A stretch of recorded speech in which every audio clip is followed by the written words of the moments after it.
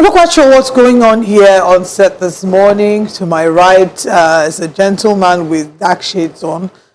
He will explain himself shortly. But good morning, distinguished guests. Thank you for joining us this morning on Breakfast Central. Our wonderful viewers, it's always a delight to start the show with you from wherever in the world you're watching.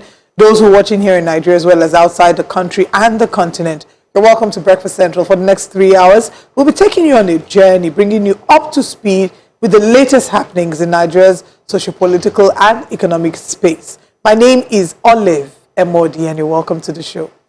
Joe, what's happening? Well, you know what? Hold on. Let Benga do his intro.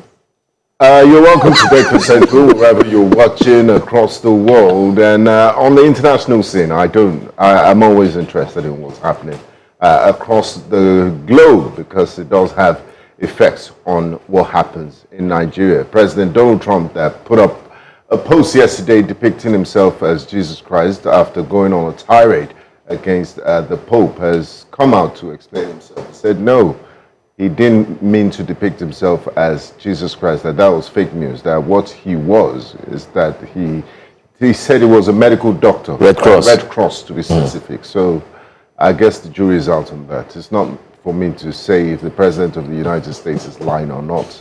I'll let you make your decision. But back home in Nigeria, so many things are happening, and we'll bring you all the detailed analysis and insights on the biggest stories making the rounds in this great country of ours. I'm Benga Borowa. Welcome to the program. Over to you, Agent Smith. Yes, Agent Smith, I was trying to prepare myself to see what I look like, if I apply as a DSS to de-escalate fight. To de-escalate fight.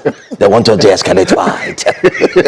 So I was trying to ensure that I look into that. But it's a lot of drama. Yeah, and it's decision day today. Decision day today, on the April 14. So ring the bell of conscience. Today marks April 14.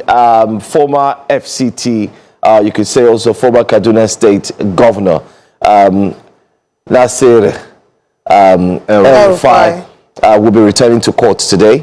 Yesterday they were in court. They said the charges have changed. So his lawyers... Are they stronger or they are watered down? So they were asked by the press. They have to go back. The lawyer said they have to go back and study it again. They had filed for an appeal, but they said it wasn't accepted because of the new charges. So they have to go back. They're going back today. So April 14 is key. Today, April 14... It's been a roller coaster of drama at Benga and Oli for the ADC. They've been shopping for venue back and forth. Anywhere they go to, they are being bounced. Quite unnecessary. Quite unnecessary. And then you wonder, what's going on? Are we now playing politics to the point that it's now gotten so dirty? Yeah. Because I won't say dirty. I'll say childish. It's childish. Tom and Jerry like politics. Let people do what they have to do.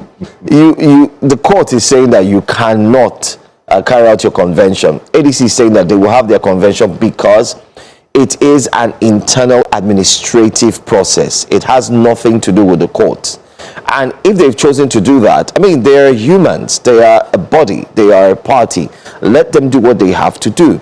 And this continues to heighten the question, what are you afraid of? You have the 32 governors, you have, you're in charge of the country, you have every single thing working for you. Why go that far to deny them? But for us here, our job is to look at the facts and highlight all of these things. But if you're watching, welcome to Breakfast Central, your one-stop shop where we bring to you every single information, news and current affairs, and we don't just tell it. We break it down into bits and pieces for you to understand much better. Besides, we bring in the experts to come in and analyze the stories and look into it completely. My name is Joe Hansen. Oh, wow. I didn't know. I thought it was Joe Biden. Wow. Good morning. That's a good one. Should I have said Agent Joe, Agent Joe. Back to back, but it's fine. Agent Joe with all the props, the glasses, the bell of conscience, Olive with just biro and paper. Yes, because I'm a serious student. She's a lawyer. While you're looking all beautiful, Olive. Thank you. Wow. Thank you. Lady in black. With my lovely shoes. Very nice. Oh, and also the shoes from yesterday. Yeah. Shoes from way back. Thank you. Yeah. Wow, I see what you're doing. As we're starting the show, I know that today we're talking. I'll start on a sweet note and then I'll go to the very sad note. So the sweet note is to wish my incredible niece, Rema, a happy birthday, and just to say that I love you, Rema. But there's a sad thing that's happening in Nigeria. is a state of insecurity, and the numbers are alarming. And it's not just the numbers, it's the high-level attacks as well. It's starting to look like there's a command, operation that is being targeted. The Nigerian Army is once again in mourning following the death of a commanding officer, Lieutenant Colonel I.A. Mohammed, and 6 soldiers in an IED explosion in Borno State, adding to a growing list of losses this year, including Brigadier General Hussein Ibrahima, Lieutenant Colonel Umar Farouk, Lieutenant Colonel S.I. Liasu, and Commanding Officer Umar Ibrahim Mariga.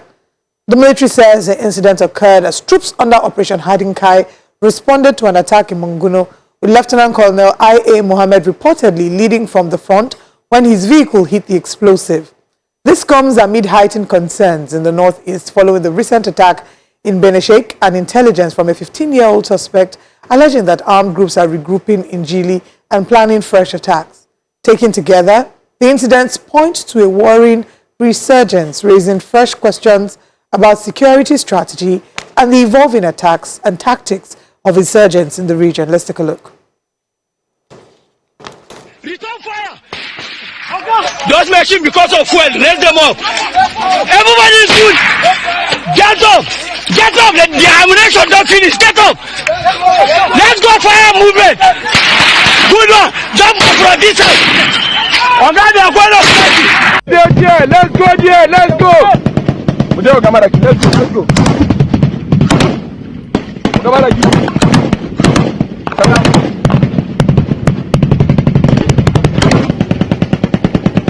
Ya tsaya ko? Allah, ka san me sake tsayawa? Yawa, ran sun yana taba akwatin nan ne. You so fire now. Sa wannan abun, ka dinga sa wannan abun kana kokin bindiga. Menene sunanka? Sunana Tujjani. Shekaranka nawa? Shekara na 15. Daga ina kake? Daga Jilli nake. Su wane ne a Jili? Yan Boko Haram ne.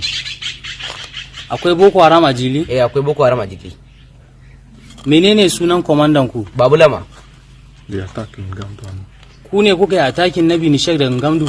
Mu ne muka yi attacking na Binishek da Ngamdu. Wanda sun gama, where did they go to? Da kuka gama ina kuka je? Muka je Jilli. Kuka koma Jili? So daga Jili sai kuka je ina? Daga Jilli. Muna Jilli.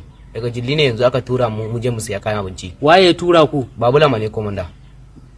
Shi ne komanda, shi ya tura ku? Shi ne ya tura mu je mu siya kayan abinci. Ina ya tura ku? Za mu je Maiduguri ne. Mun zo mun kwana Ngamdu. Nawa ya baku? 850 ne. 850 ya baku? Ka buɗe bakin ka yi magana kaji. To kuna da abin gurin zama ne a can? Muna da ba ma da gurin zama, muna zama dai a jeji. Kuna zama kawai a jeji ne? To yanzu bayan kun zo attack na Binishek da Gamdu, yanzu ina ne harin ku na gaba? Ngamdu ne. Za ku kashe yara 6. An kashe muku yara 6. Yara 6. Shine za ku dawo? Kuma ana neman wai siyo. Kuna neman siyo na Gamdu? Shine kuke so ku kashe? Shine ana neman shi da rai ne aka ce. Okay, kuna neman shi da rai, ku tafi da shi da rai. Haka ne. Haka kuke nema? Yaushe ne za ku zo? Ranar Juma'a ne. Wani Juma'a din? Na wannan ya dawo na saman shi. Shine kuke so ku zo? Ku nawa ne kuke so ku zo? Mota 29 ne. Akwai wanda da kuka zo attack din, akwai wanda kuka kama da rai kuka tafi da su? Sojoji? Babu. Babu? To yanzu attack din da za ku zo da moto nawa kuke so ku zo? Attack da mota 29 ne. Da moto 29? Kuke so ku zo? Okay. So shine shirin ku na gaba? Shine shirin mu na gaba.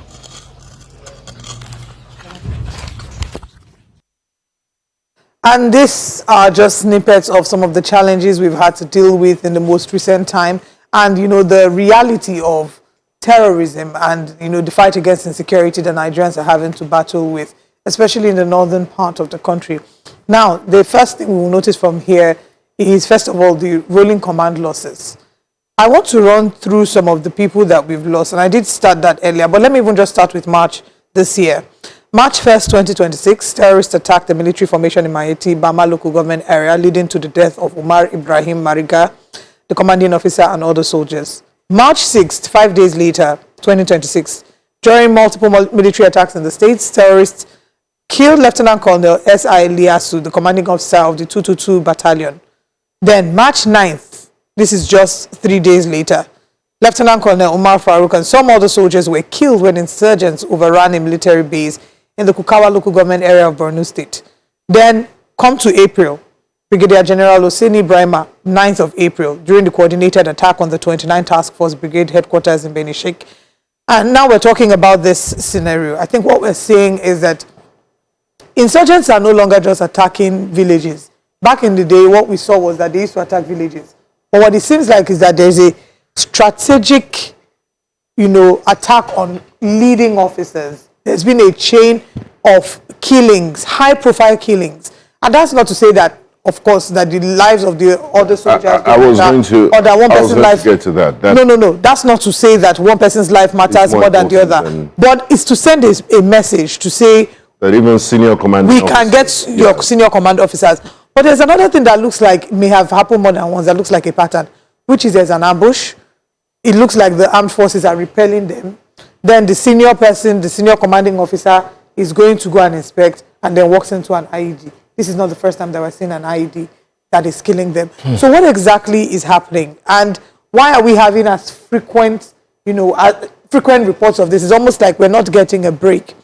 And our military officers, our armed men are losing their lives in the battlefront. Again, we will never be able to say how much we're grateful for the sacrifice that they have to make. And it's not just them, it's their families.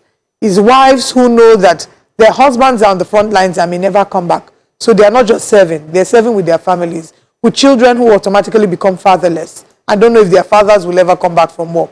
As a person, I do not even know if I can marry a military person, because I don't know if I have the heart to deal with just that idea of not knowing. So it's such a huge sacrifice that we'll never be able to thank them for.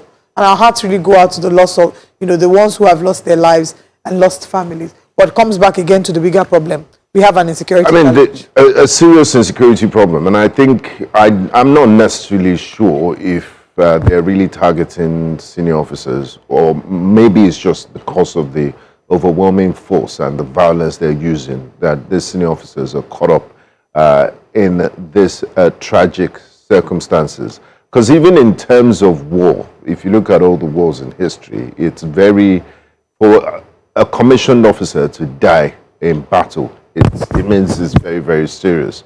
And now we're seeing them being attacked, being killed by this insane ragtag terrorists called Boko Haram, which seems to be getting stronger by the day. But I believe that the Nigerian Army and armed forces will prevail. What I also like Army Command and Defense Headquarters to do is also, we acknowledge them on the 15th of January, Armed Forces Remembrance Days, when there's an attack like this, like the one that killed the senior officer yesterday. If there were non-commissioned officers that were caught in the crossfire, and I'm sure there were, 10 other soldiers. Yeah, it would be nice to also acknowledge them. Yeah, they were also paid the supreme price for defending the territorial integrity of Nigeria. So the least we can do is to acknowledge their sacrifice by mentioning them too, not just point out the senior officer. So I do think there's a bit of a discrepancy as to how many of these officers were killed.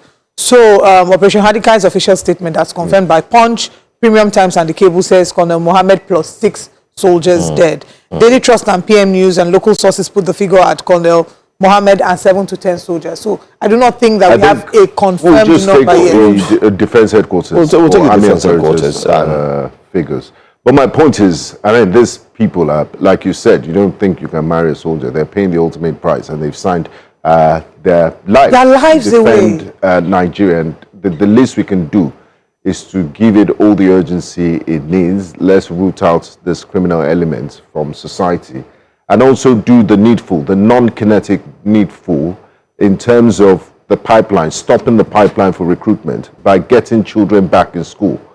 We have a situation where we have 20 million out-of-school kids. What do you think those kids are going to do down the line in 10, 15 years' time? We saw that 15-year-old boy that was interrogated. He's already a terrorist. He's already part of them. Yeah. And I'm sure there are younger ones that they use as couriers. They use them to gather intelligence and all of that. So we can't just shoot our way out of this. We also need to do the needful. We need to build schools, rebuild communities, get IDPs back to their homes. We need to get farmers back to farms. We need to get back to life as it used to be pre-insurgency. And if it means, if it means unleashing hell on these people once and for all, then so be it. In that video, we did see the young lad who mentioned that the terrorists were heading back to Jili market. That pretty much confirms what the governor of Borno State had said. That State governor too. Exactly. And the Nigerian Army, that place is actually a hideout, a base where the insurgents or the terrorists gather. Hence why we did see the bombing that took place a few hours ago, you could say 48 to 72 hours ago. But the point is, the president did meet with security chiefs yesterday again. It's going to be on I think we have that on the front page of one of the newspapers this morning, also dissecting that. And this is the 18th time that the president is meeting with security operatives. And we are hoping that when this meeting occurs, it would eventually proffer a very good solution, a viable solution to these incidences. They've increased like never before. Exponentially, yeah. It makes you wonder what happened to the US-Nigeria partnership, where we did see the United States soldiers or army come down to train Nigeria and so on. Remember, we had a former brigadier general who joined us on the program last week. We also mentioned the issue of intelligence, challenges of getting the right intelligence at the right time. Overstretched military base is also another problem. So these issues are compounding. But the question right now is, how soon are we going to nip this issue in the bud? That's where this whole thing lies. But then again, let's see what Nigerians are saying, most importantly. I'll start with YouTube. Then we can go to go X. On YouTube, we can see Mokunye Chukwuemeka says it's unfortunate how the lives of our military personnel are being traded for the benefit of some evil people. And look at the kid involved in terrorism, kid that should be in school. Like I said before, the northern leaders know what they're doing by not giving these people education, which should be the minimum they can do for their people. It's sad. Prince Ajibade says we keep waking up to terrible happenings in our country, yet it's the ADC venue that is of importance to this administration. What a disaster. I did that face because Prince Ajibade, you saw the last part of the comments. It's not me you put in trouble. Mr. Johnson says, this is not good news at all. Terrorists killing our senior army commander in the same country that we're supposed to be overseeing. Like I said, this is becoming scary, and I think it needs a fresh approach. Thank you very much for your comments. Keep the comments coming. Let's now head to X and see what Nigerians are saying about it. On X, we have Nikki, if I'm right, yes, it says, they're replacing them with their repentant terrorist brothers. Once they finish taking over the army, what next? Your guess is as good as mine. Well, that's your opinion. Another opinion coming from Zico says, what if they're deliberately killing all the high-ranking officers to make room for their own people to take over? Because these days, now so high-ranking officers, they die. I mean, you do have a point there to worry why it's now turning a different curve. Prince says, like, what's the work of our Air Force? Why aren't the Army getting Air Force backup? Air Force work not to go, they strike and kill innocent people like they usually do. Well, that's your opinion, but that's not actually right. Well, don't these military people have watchtowers and surveillance to detect enemies? Now, well, that's a question that one would ask. Another one coming from Chukudi. Chukudi says, at this rate, why is the entire northeast of Nigeria, especially Borno, not under emergency rule? You remember we asked that question to the governor. No, that's a question to ponder. We asked the governor when he didn't join and say, does he think? I mean, we have to bring up that video again. Well, there's clear indication that security and peace have deteriorated to the point that attacks are now frequent. Your worry and your concern is right. But military resources are indeed idling away in southeast Nigeria. The north is burning while starved of military resources. Is this deliberate? He puts 2 question marks asking. But anyway, that's the question. You let us know what you think. In the course of our conversation, we'll bring you updates on that. Our reporter and correspondent Tumaru Kirawa was on ground, and there was another attack again in Borno State. And we'll talk about that in the course of Breakfast Central. But let's go straight to another very interesting conversation this time. And because of our time, we're going to move on to April 14. If you recall that day, of course, you know that it's a day that's very important when it comes to calendar in Nigeria. The ADC have been shopping for a venue to have its convention. It's been drama all the way, back and forth. But let's tell you what is really happening. Now, what's going on is that the ADC have accused the FCT minister, Nyesom Wike, of subverting, of stopping them, of ensuring that they do not hold their convention in which they're going to select who will represent them at the polls.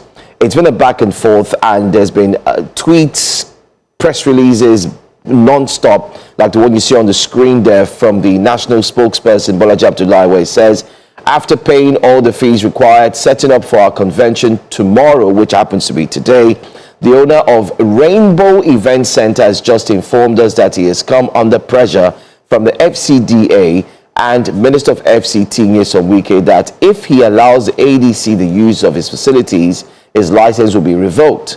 But we have already signed the contract with him. We will hold our convention that's today as planned at the Rainbow Event Center. We will not bow to this creeping tyranny, and definitely not to this petty tyrant. ADC is rising, Nigeria is rising, he says. But let's give you a background of what's really happening. So there's a statement online, an approval that was gotten by the ADC, that's the Rainbow venue. They had asked to use the Eagle Square. It was denied. It was denied them. They also asked to use another center. Meanwhile, the Eagle Square was a parking lot for City Boy buses. Yes, at some point. Exactly. The Eagle Square was where they parked the City Boy buses, and we saw videos there. What you see on the screen there is the application for the use of the Eagle Square Abuja for ADC National Convention. They had sent this to the FCDA, but what we got simply was that the FCT minister, in a video which we're also going to show to you, while he was inspecting the blown out bus park, said he did not receive any of that. But the letter we just showed that it was signed and received, stamped and approved. But listen to the FCT minister, what he had to say concerning the ADC's request. That's why you have to look at characters, people who do only want to take public sympathy when they know that they're starting like that. And you see, when you look at that behind all this, you ask yourself, are there really people who only want to say they're talking about positive change? As I speak to you, nobody has written any letter. I don't know the very they are talking about. They have, okay, let's make a assume that they talk about Eagle Square. Nobody, not one, wrote any letter to use the Eagle Square. I called the GMD of that's nothing like that. There's no one who deny them because we collect revenue from that. You have to pay, and nobody has written to us. We were not in charge of the velodrome. That's under the sports commission. Even when PDP did their own convention, we applied to sports commission and we paid. So it is not, even when it took the Eagle Square, they paid. So nobody has written to us. Why will we stop them from holding their convention, our business? They paid, we have the money to do the project, but when you get that, the character of leadership that ADC. Every time telling lies just to give a bad publicity during the government. As far as I'm concerned, we are not that need to divide people to use venues for their convention. They're only looking for how they can attract public. So that's the FCT minister, Nyesom Wike, saying that it's all lies. He never tried to stop the ADC from holding its convention today, and that he didn't even see the request made by the ADC to his office. It's been back and forth. While we were fighting this battle, in Adamawa, a group came and said they've sacked former Vice President Atiku Abubakar from the party. Ababache Lawal should leave the party immediately, that they are in charge as well from the ADC.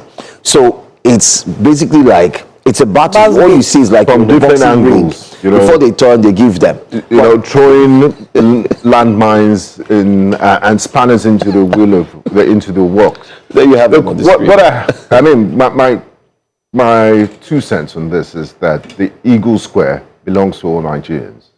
International Conference Center belongs to all Nigerians. And I think it's very wrong for government officials to prevent one party from using it just because you're trying to score political points, or preventing them from holding their Congress. If they've met all requisite requirements to use these venues, then it should be provided to them. If you're not sure of the opposition, or if you don't like the opposition, let Nigerians decide in the popularity contest at the polls. You tell Nigerians what you've done the last 4 years, and the Nigerians they're smart enough to decide who they want to vote for. But all this shenanigans, all these childish issues of preventing them from using venues, denying them approval, and then threatening private businesses that you'll revoke their licenses. On what basis? It would be nice for them to go ahead so we can head to the courts and see who was right at the end of the day. It's very unnecessary, and by doing that, you're only just making enemies for yourself, in my own opinion, because this is not democratic. Why would you? What are you afraid of? That's the big question. What are you afraid of? And in what ways have they broken the law? Is it not their constitutional duty to hold? It's an internal administrative issue for the ADC to hold their convention, and they want to hold it in Abuja. What right do you have to deny them that? It's quite unfortunate that we're getting... I mean, what examples are you even setting for children? I'm worried about the precedents, guys. Yeah, the precedents, because back then, we know our politics. I mean, right from Nigeria's independence, we've seen politicking go to the extra mile, where, you try as much as possible to play party politics. You play as far as we've seen moles being plotted in parties just to ensure that it's being disorganized.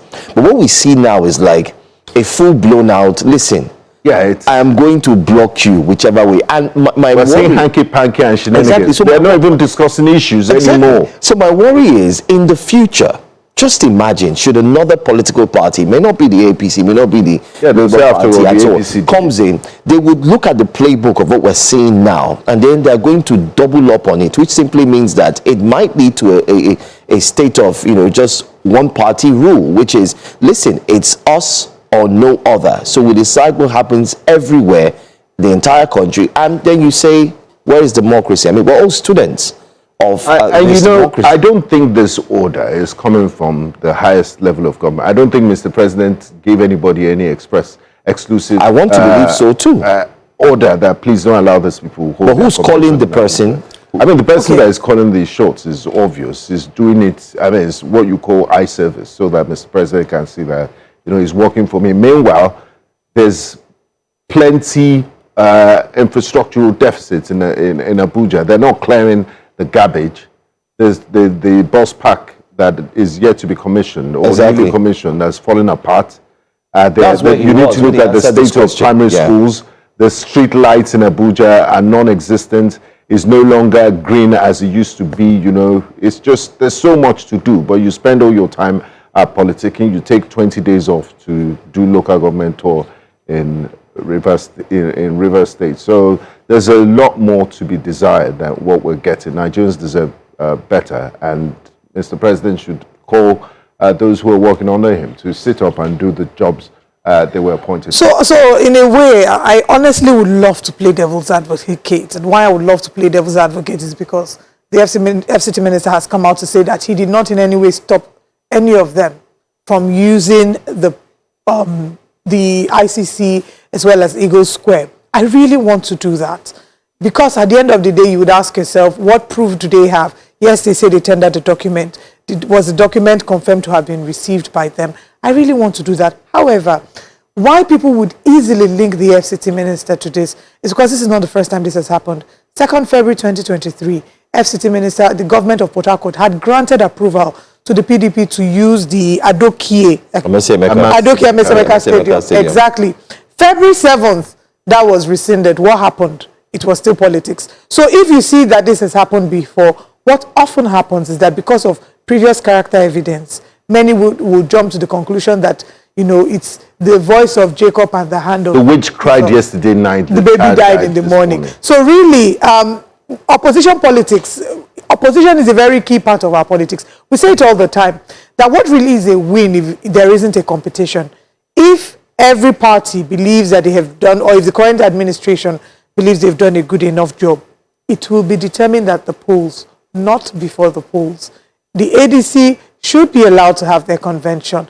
There are those who argue that the ADC has a plethora of cases, has multiple matters within itself, and it hasn't yet sorted.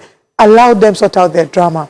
The court will also decide, but let them have their convention. They're not hurting anyone. The PDP had their convention as well, their legal convention in Abuja, and we spoke about it as well. So let the ADC have their convention. They're not threatening anybody. At the end of the day, the polls will decide, right? I mean, it's worrisome. It's worrisome because if you go on X, the ADC is giving updates back to back. They had gone to another venue. After the Eagle Square didn't work, they went to another venue, and the venue told them, oh, sorry, we're a private venue. We've been told not to give access to ADC to have any convention. There was a hotel initially that was mentioned, and that one, they came out to give a press statement to say it's not that they are rejecting the ADC, but that the day the ADC chose, they were not already available. fully booked. And there was no deposit that was made. Yeah. So there's this back and forth, and you can't have the same issue across the whole of Abuja. You know, the thing we should... Without fingers pointing back to you. And the thing we should take note of is, I just want to say this here, whatever we're building as institutions, as a government, we are building a future that the young generation will definitely learn from. If Martin Luther King was not fighting, the younger generation of the Martin Luther King followers and the blacks you have today, they were learning from him. That's why you have them creating a movement. All right. So if you're creating this political stampede now, or this ideology, in the future, 10 to 15 years from now, which most of us would no longer be alive because of age, the generation would pick from what you've done, and it's going to be more brutal. So when we act, we should think about the future and what the precedents were setting. I'm glad you mentioned that, because the lines seem to be blurry. And what examples are you setting for young Nigerians? And that's why it's important to teach civic education in secondary schools. Because now we're already, you know, the average Nigerian mindset is, if I can outwit you, I must, if in I all can means, do things that will put you in a disadvantaged position. It means I'm a wise one. They call it strategy. It's not strategy. This is not playing fair.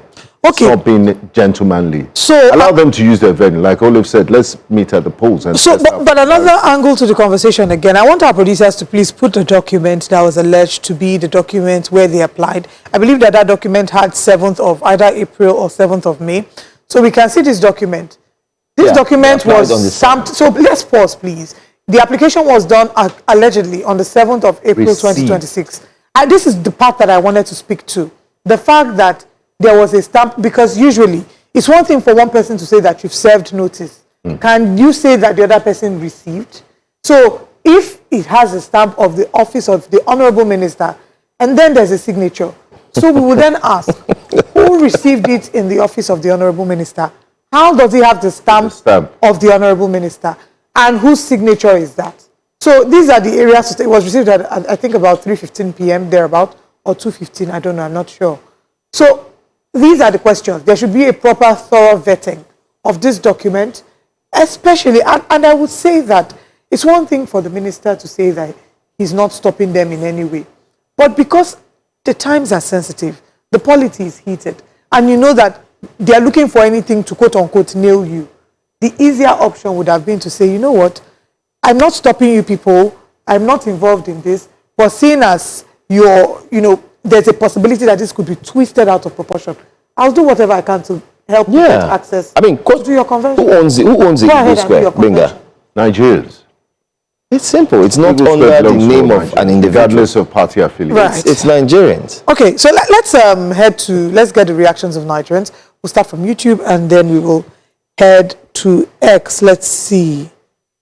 You know what? Let's start with X. We'll come back to YouTube. There's a lot on X. I can see this is lawlessness and gross abuse of power. It is ridiculous that such barbaric thing is happening under a self-acclaimed Democrat. The convention will hold and the sky won't fall. It's because you blockheaded guys don't think out of the box. All what you do always is shifting blames instead of having an alternative way on ground for unforeseen actions like this. And you call yourselves deep-rooted politicians. Adeyinka, Alade Jobi says. So we need to you have normalize the Agboroism.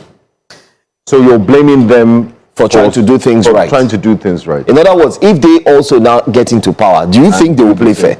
You know, there's a lot we talk Nigerians about. are enabled. You know, sometimes we talk and I wonder if we really think. Because if you're saying that the way, I mean, look at the way the country is going now.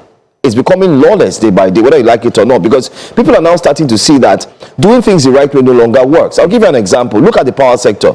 The Gencos, the Discos are complaining that people are not paying. People are bypassing meters. How did they start bypassing meters? Is it not as a result of, well, individuality? There was also a time where you had people who work with the Discos who will come and say, don't worry, settle me, and I'll do something for you. I'll show you way. And it starts like that. It builds up. And that's why you have chaos it becomes a in culture. the sector. Yeah. So in this sector now, or in the political scene, people are following the normal way to do things. You're now saying, you two, show them back to back. Prepared. No problem. But remember that it's going to become brutal as it goes forth. I think it's a no-brainer. Meanwhile, while the ADC is facing its many drama, we'll come back to take a few more tweets. While the ADC is facing many battles and has also not just blamed the ruling party, but also blamed INEC, they've also called for the sack of the INEC chairman. But it doesn't look like the INEC chairman is going anywhere soon. As reports have it that the latest have it that 1,000 Kogi youths gathered to advocate for the INEC chairman. 1,000 indigents of the Aito-Rogbede community in the Jumu local government area of Kogi State, mostly youths, of course. They took to the streets on Monday in a peaceful rally declaring unwavering support for the INEC chairman, whom they described as a man of proven integrity and competence. See protesters carrying their placards with inscriptions such as, "Stop campaign of calumny against our son. Thank you, Mr. President, for the choice of Professor Joash Amupitan. And stop trying to pull him down." Now, he is, of course, an indigent. These are his people. And he's been in the news lately for, one, apart from the attacks by the ADC or the accusation by the ADC of sort of trying to set landmines for them, especially with regards to the recognition of the Senator David Mark-led leadership. But there's also been claims linking him to accounts supporting APC with tweets dating as far back as 2022, right before President Bola Ahmed Tinubu came into power. So the question is, does this take away that investigation? You know, the calls for his sack, the calls for him to step aside as well. The protests, because we've seen key ADC leaders go to the protest grounds. These protests, are they just performative or are they constitutional? There's a constitutional process for how an INEC chairman will be removed. Are they going to follow this? Is there a court judgment that has asked for the investigation of Professor Joash Amupitan? Because the truth is, Benga, we've not heard yet. While all this whole drama is happening on social media, you have to understand how to play the game. If all the content that has been dug out, all the forensic analysis being done on social media is put together, and nobody is going to the courts to say, look, we have evidence that there is some form of integrity issue here. There's a conflict of interest. There's overriding interest between the INEC, that is supposed to be an independent body chaired by Professor Joash Amupitan, and the All Progressives Congress. And as a result, we want to ask that he be looked into and maybe potentially removed. If nobody is making that move, I'm sorry to say, nothing is going to happen. It's just going to be political theatre. We'll just move on to the next bigger issue. And if you're expecting him, like in other crimes, when there's an investigation, you step aside to allow investigations to take. That does not happen here. It will never happen. The only way that can ever happen is if President Bola Ahmed Tinubu tells him to step aside. But that doesn't happen here. So the only way, really, the question is, are Nigerians or the members of the public who are advocating for him to step aside or advocating for him to be fired, do they understand that, yes, there are allegations, yes, there are social media connections and forensic analysis, but all of that amounts to zilch if they do not take action? And what would action look like? Appropriate channels. Appropriate channels. The court. Ask the court to order an investigation and then follow through with the process. Or else stick with politics and political theatre. Well, let's just wait it out. Maybe before this week ends, someone might decide to go to court and call the INEC boss that, hey, we've written to the court, we would like the court to look into this case. Remember that if it goes to that level, a subpoena will have to be called on tech experts to unveil the forensic and look deeper into it. A subpoena will also be called on the banks like OP to look into that account when it was opened, how it They will was being definitely used. get There's a lot witnesses. will go on. So the question now is, if you are part of those shouting, Twitter keypad warrior, you are a lawyer, you have your own practice, have you put the document together to take the INEC chairman to court? If you've not, then leave all that talk. But bear in mind too that as we go for our reactions, the National Assembly too would have to rise to the occasion now and look into it. Well, that's all we're going to take. They're the ones that confirmed him. Yes. And regardless of what happens, regardless of what you see, have to rise. There is a section 36, subsection 5, innocent until proven guilty. Yes. Only the court can determine his guilt. But let's take one or two reactions, please, on X, and then we can come back to share with you our top stories on YouTube. And speaking about our reactions, coming from a community without proper roads, if you have traveled that road, you will understand what I'm talking about. They should protest for infrastructures. Barnabas Benjamin Logoma says, half the people there probably can't read, write, or even know what the said professor they are protesting for looks like. Poverty is disgusting, but even more so are the people who use others in such a manner. Every APC member of cabinet deserves to be on trial for genocide. Anyway, that's that about that. Remember, we did see this kind of protests as well when Senator Natasha Akpoti-Uduaghan was in the news. Protest and counter-protest, even in Rivers State, protest, counter-protest. That seems to be our way. But let's share what our top stories this morning are on Breakfast Central. This morning on Breakfast Central, ADC to hold party convention amid controversy. They have said, lie, we no go agree. It must happen. Federal government faces criticism over IPOB being listed for terrorism sponsorship. We'll go into the details of that. And Tracker seeks transparency on Lagos-Calabar Coastal Highway funding. This, of course, is looking at the budget and all that. Kwara Apostolic Church attack. Police arrest suspect linked to incident. We'll be reviewing the front pages of the newspapers and want you to stay with us for all these and more. But keep your comments coming on YouTube and we'll take them as we proceed.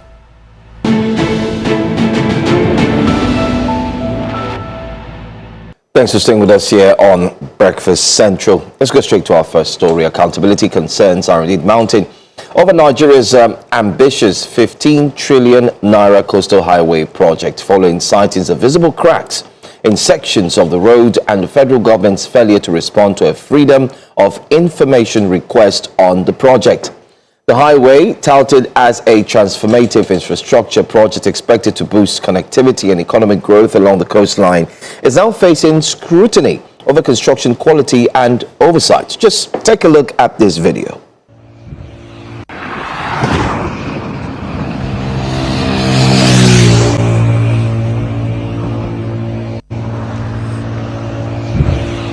Signs of deterioration have sparked public outrage with critics questioning how such defects could emerge in a project of this scale and cost. You do have Tracker, who's actually at the front line ensuring that they can actually, get this freedom of information and the likes. But we do have a guest who's joining us this morning all the way from Budget. He'll be talking on this particular concern. Don't forget that the minister has also been called to question, asking how much is the cost. So far, so good. If there's a possibility that Nigerians can get the cost of the construction so far. We do have Joshua Oshiemi, who joins us all the way from Tracker this morning. They're at the forefront of this conversation, asking what the cost is and why we are at the situation that we find ourselves today. Thank you so much for being here this morning. Yeah, good morning. It's a pleasure to be here. Good morning. Good morning. Good morning. All right, we've seen documents, we've seen tweets, we've seen information circulating, especially from Tracker, asking what is the cost, the value, and how are Nigerians certain that they can ascertain or get the true cost of the construction. So far, so good. It seems like there's a lot being hidden, especially from the public, and Nigerians are wondering how much is this project. But can you tell us how serious are the reports of the road cracks and the costs, and why is it that Nigerians have not been given the opportunity to know how much has been spent so far? Right. Thank you so much for that question. Of course, the people at the helms of affairs in Nigeria are, the public office holders are meant to hold forth for Nigerians. It's practically impossible for all Nigerians to occupy all political seats in the country. So it is just important that there are people who are going to be at the helms of affairs that representing the interest of the common Nigerian. So, and then if we have given them the mandate to go ahead to do the representation, I think the onus also lies on all of us to also deem it fit to ask them the right questions. And that's what has brought about all of this. If we talk about 15 trillion naira worth of a project, then that's a huge sum of money. As a matter of fact, that's about the entire budget from 2001 to 2009, which is a cumulative sum of about 16.97 trillion, and then we're talking about 15 trillion here. So it's something of deep concern to everybody, for us to be interested in what's actually transpiring on the project. Unfortunately, you will recall that from the very beginning of this project, there's been a lot of opacity around what the government is actually trying to do. First, you start with the procurement process. We're not even sure what type of bidding process was adopted for this. Was it selective? Was it direct? And whichever one you have chosen, our request was simple: give us the bidding documents, and let us also get the evaluation of your reports for the bidding process. Accountability is essentially what we have demanded from the Ministry of Works, on this project, and quite unfortunately, we have gone beyond the 7 days expected on the FOI Act 2011, for any government parastatal to respond to this kind of inquiries from the public. Right. So what's the next step? I mean, you put out a FOI request as guaranteed by the law, and the Ministry of Works is not forthcoming. What's budget going to do next? Because it's very important for transparency's sake and for Nigerians in general to know how their taxpayers' monies are being spent. So what's a budget going to do next about this? Definitely, we're not going to stop at that, absolutely.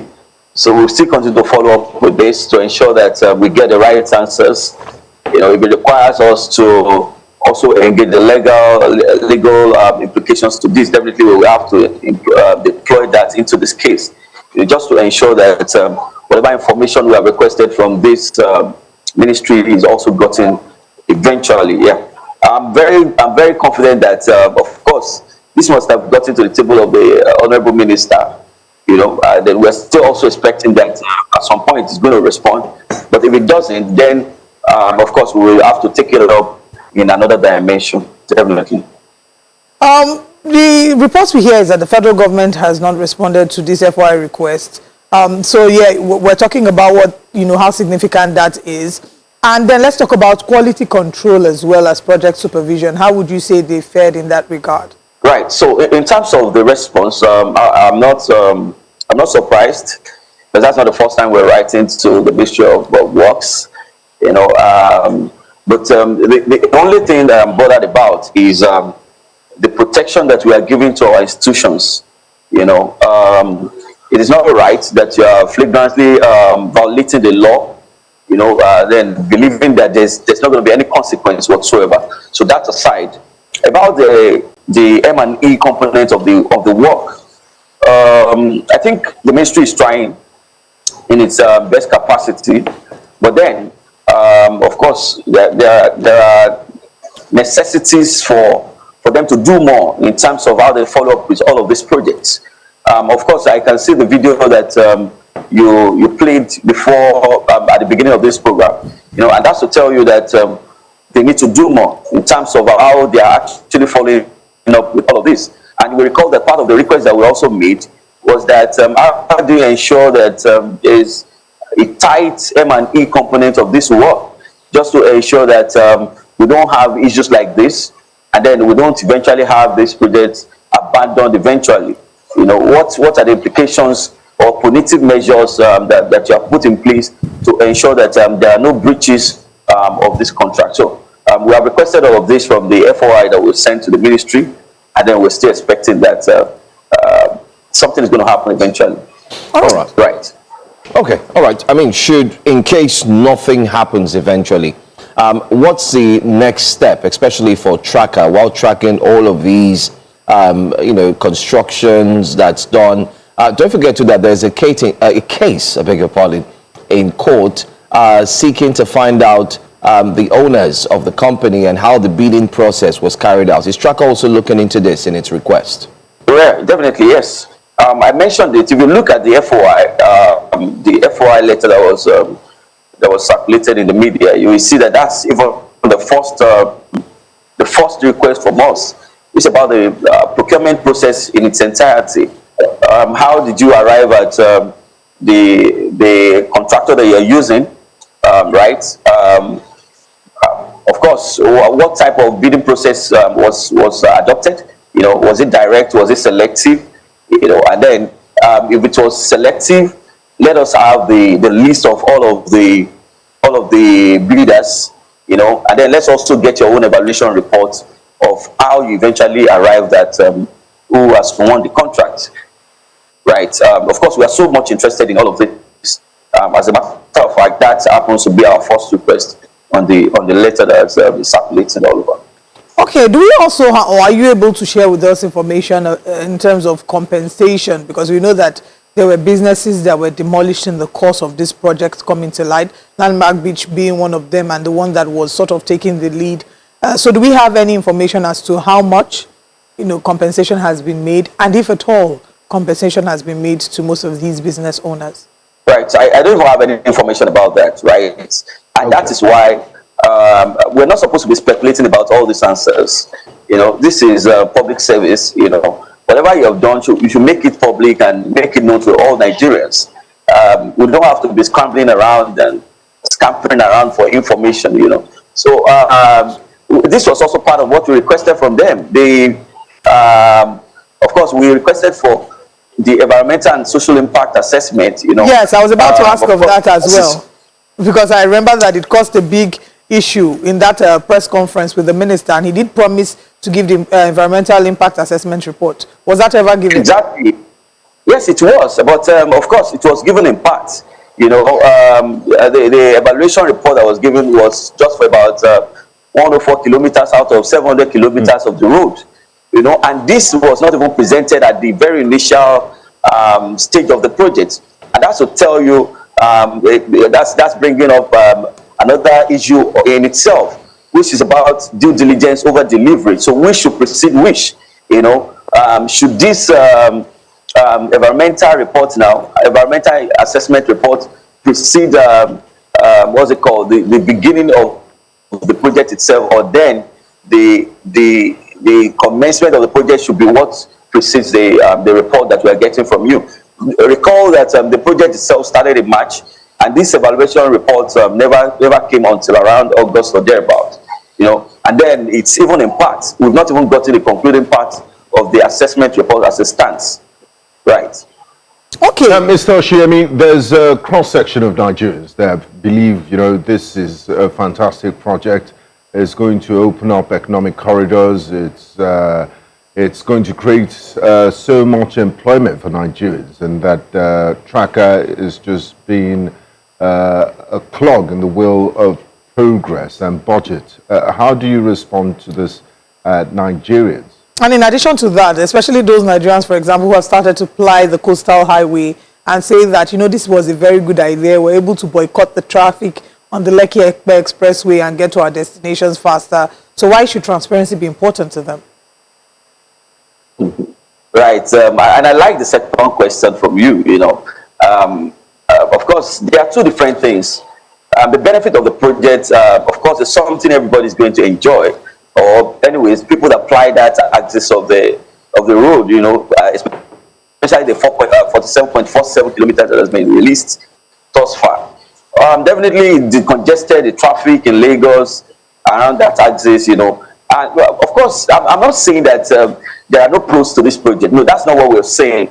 And I don't like when we're twisting the conversation. So the conversation is actually not about the pros of the project. It is about accountability. It's about openness in what the government is trying to offer to the people. Don't forget that when some of these things are shrouded in secrecy, the propensity for there to be misalignments and anomalies is going to be very high, you know, and that's exactly what we're trying to guide against. So this is a huge sum of amount, you know, it's a huge sum of money for a country that is even running a deficit budget, you know. So we can't even leave this and pretend as if nothing is actually happening. And that's why we are demanding accountability on the project. Nobody's even contesting the fact that this is a good project that is going to be adding to the country, you know. So we're not even talking about that. Definitely, it's going to open different corridors, urban, rural settings, bringing it together, you know, connecting economic zones and all of that, and even the Lekki trade zone. You also have that as well. But then the question here is, how open are you on the processes? You know, and that's exactly what we're trying to ask questions about. So it's not even about what good the project is going to be delivering to us. Definitely, everybody's convinced about the fact that this is a very laudable project. And don't forget that this was not even initiated by this administration. You know, it was an idea that's been conceived about 5 decades ago. But then, good enough, this administration is implementing it, and that's good for all of us. But then the question really remains that how open are we on this project? That's it, right? Well, accountability has been a major challenge, especially in recent times when we look at government-funded projects, especially looking at the numbers. They've been questioned, and Tracker has done a great job alongside Serap and the likes, bringing it to the public to let Nigerians know that, listen, it's not just about looking at how beautiful these projects may seem to appear or look like, but it's about understanding what your taxpayers' money has done, where they've gone to. But just to add to all of this, while Tracker is pushing to get a clarity on how much has been spent so far, has there been any request made to the minister directly? And is there any chance that Budget or Tracker will be meeting with the minister? Because sometimes you hear the ministers tell you that, oh, we are not aware, like we just saw something recently, we're not aware that they are making such requests. But is there any plans to write directly to the minister, maybe to the one who's in charge, so you could have a meeting with him one-on-one? Definitely, we're going to re-strategize. Of course, we will write the letter. Of course, maybe to a department that is most likely going to be the one to attend to this. Maybe the legal department of the ministry. We will try to reroute through that office. But definitely, if the minister is saying that I have not received this, then you should know that something is wrong with the system, because definitely you can see the emblem of the Ministry of Works on the letter that was submitted. So definitely the letter actually got to the right office. So, and then if the minister is now saying that he has not seen this particular request, I don't want to assume that this is a level of high-handedness from the ministry, you know, to not want to be bothered about this request. Because as a matter of fact, this is just breaking out the minds of a lot of Nigerians, you know. So, but then we will still reroute and then do the needful eventually if the claim is that they have not seen the request from us. Now, what risk does poor oversight pose to large infrastructure projects like the Lagos-Calabar Coastal Highway? Yeah, please, can you take that question again? Yeah, what risk does poor oversight, because, I mean, Nigerians basically just woke up and they saw bulldozers at site and everybody has started working. What risk does the poor oversight and lack of transparency in mega projects like this pose to Nigerians? It poses a lot of debacles, you know.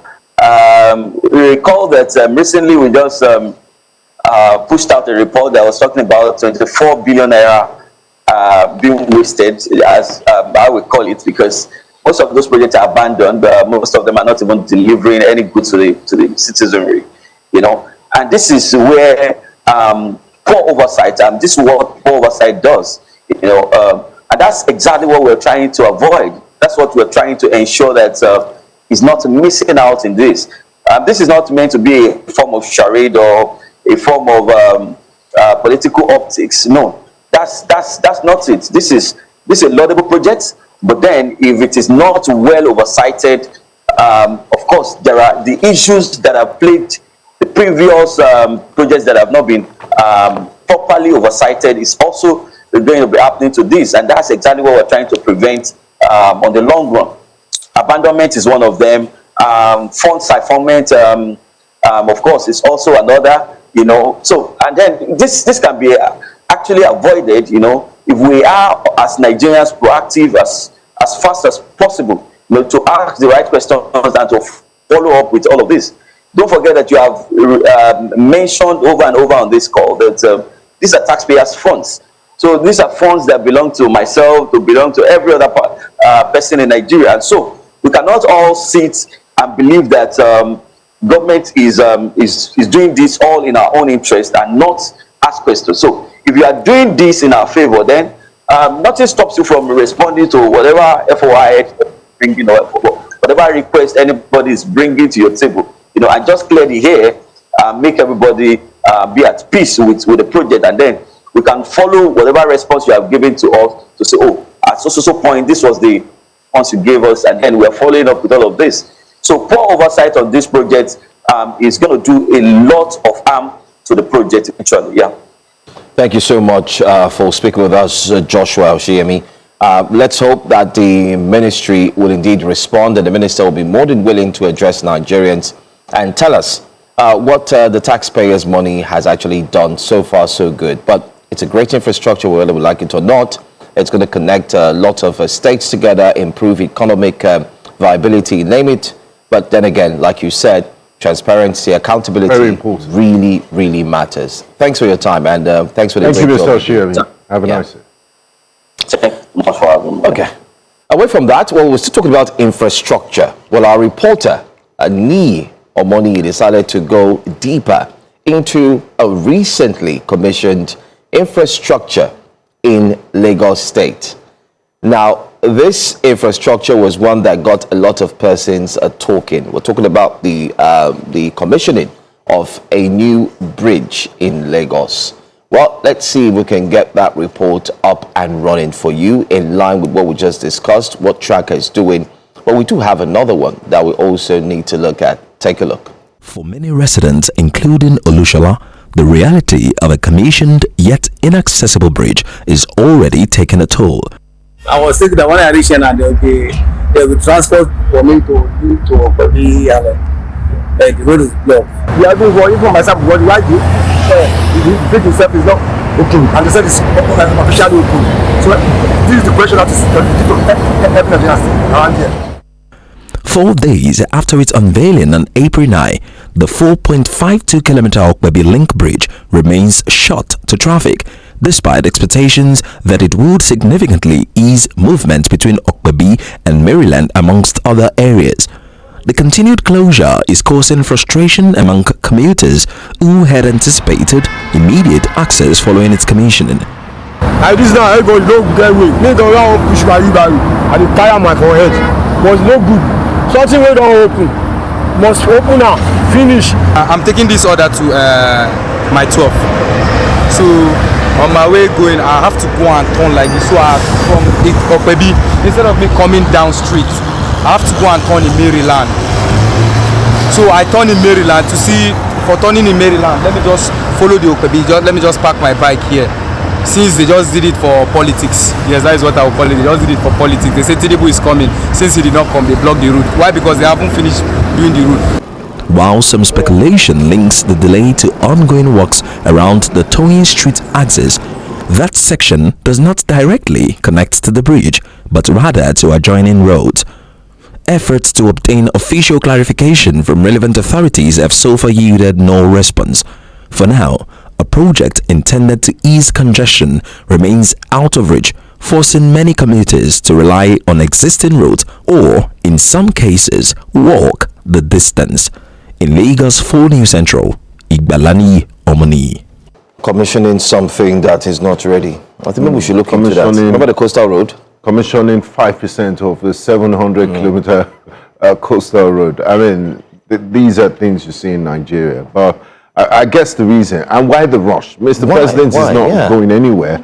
The logical reason, which Ni highlighted, is the Okpebi Allen Toyin Street interchange. There's a lot of construction going there because traffic, vehicular traffic is going to be heavy. So in anticipation for the heavier traffic due to the newly constructed Mende Okpebi Link Bridge, they're doing expansion works and improving the quality of the road. And they don't want to, open it now in the current condition. So they should have waited for all the works to be completed. So why before commissioning? Mr. President is not in a hurry. He's in Abuja. He can always come back. And he wasn't even available for the commissioning. Representative Sent the Senate President. Mr. President, the official reason we got was that he was in a security briefing meeting, so he couldn't attend the commission. And he also couldn't attend the commissioning of the Tolu complex schools. So I wonder if Tolu Adelere Balogun attended that school. This is named Tolu Complex. Olive, do you have one or two things to say about that? I have nothing to say unless it is related to the Mount of Olives. Then you can ask. Wow. We're going to break. This is why they call us the intelligentsia. Wow. Just me and Joe, though. So me and what? No. Justice for the woman on the You're a learned colleague. Yeah, learned colleague. Let us share with you what's coming up next on Breakfast Central. Coming up next on Breakfast Central this morning, the ADC to hold party convention amid controversy. Federal government faces criticism over listing IPOB under the terrorism sponsorship claims. Historic Africa visit Pope Leo the 14th pushes unity, tolerance. We'll be right back.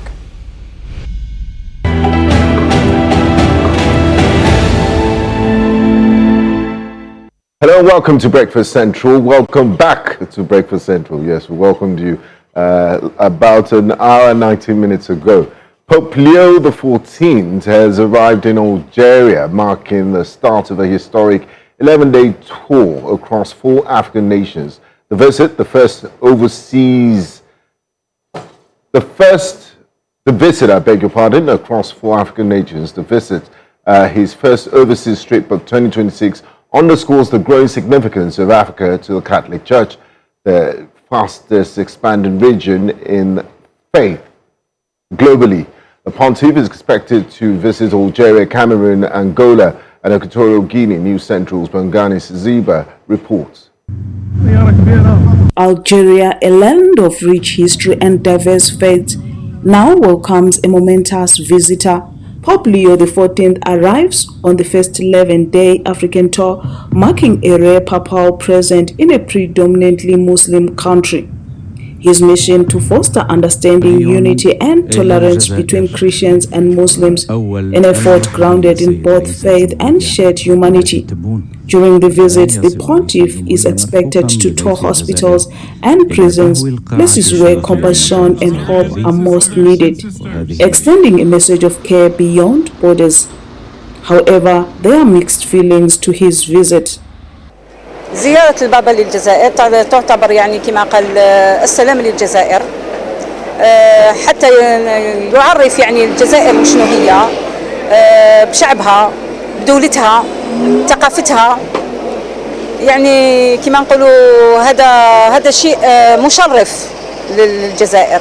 بالنسبة لي أنا زيارة البابا ما عنديش علاقة معها أنا يجي ما يجيش ما يهمني بصح على حساب واش رانا نهضروا سي لا فيزيت ديالو جات مول لا فيزيت تاع بريمي مينيستر تاع طاليان بريمي مينيستر تاع طاليان باينه جات على تحلل على جال الغاز. Meanwhile, the Pope has drawn criticism from US President Donald Trump, who told reporters on Sunday that he's not a big fan after the Pontiff made a plea for peace. We don't like it. We don't like a Pope that's going to say that it's okay to have a nuclear weapon. We don't want a Pope that says crime is okay in our cities. I don't like it. I'm not a big fan of Pope Leo.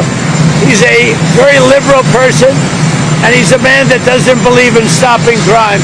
He's a man that doesn't think that we should be toying with a country that wants a nuclear weapon so they can blow up the world. As the Pope begins this tour, many hope the visit will strengthen dialogue and build bridges of respect across faiths and cultures.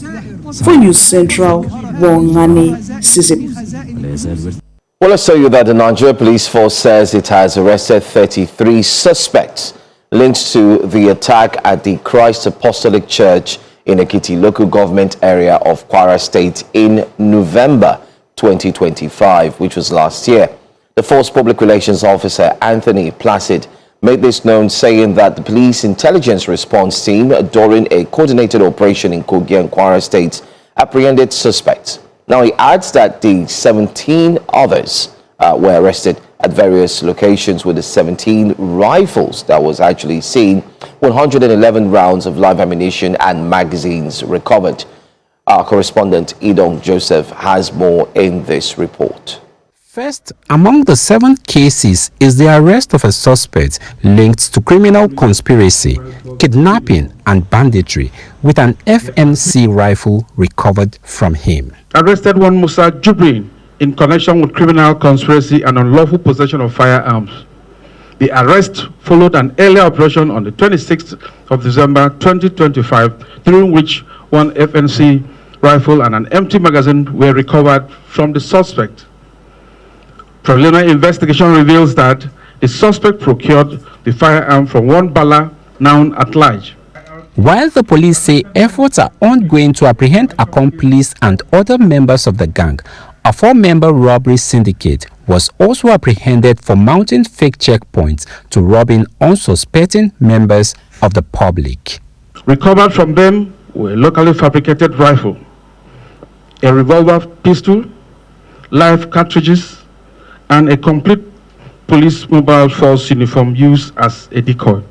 A separate large-scale operation across Kwara and Kogi states, according to the police, led to the arrest of 33 suspects linked to terrorism, kidnapping, cattle rustling, and arms trafficking, including the recovery of an anti-aircraft launcher, AK-47 rifles, and communication devices.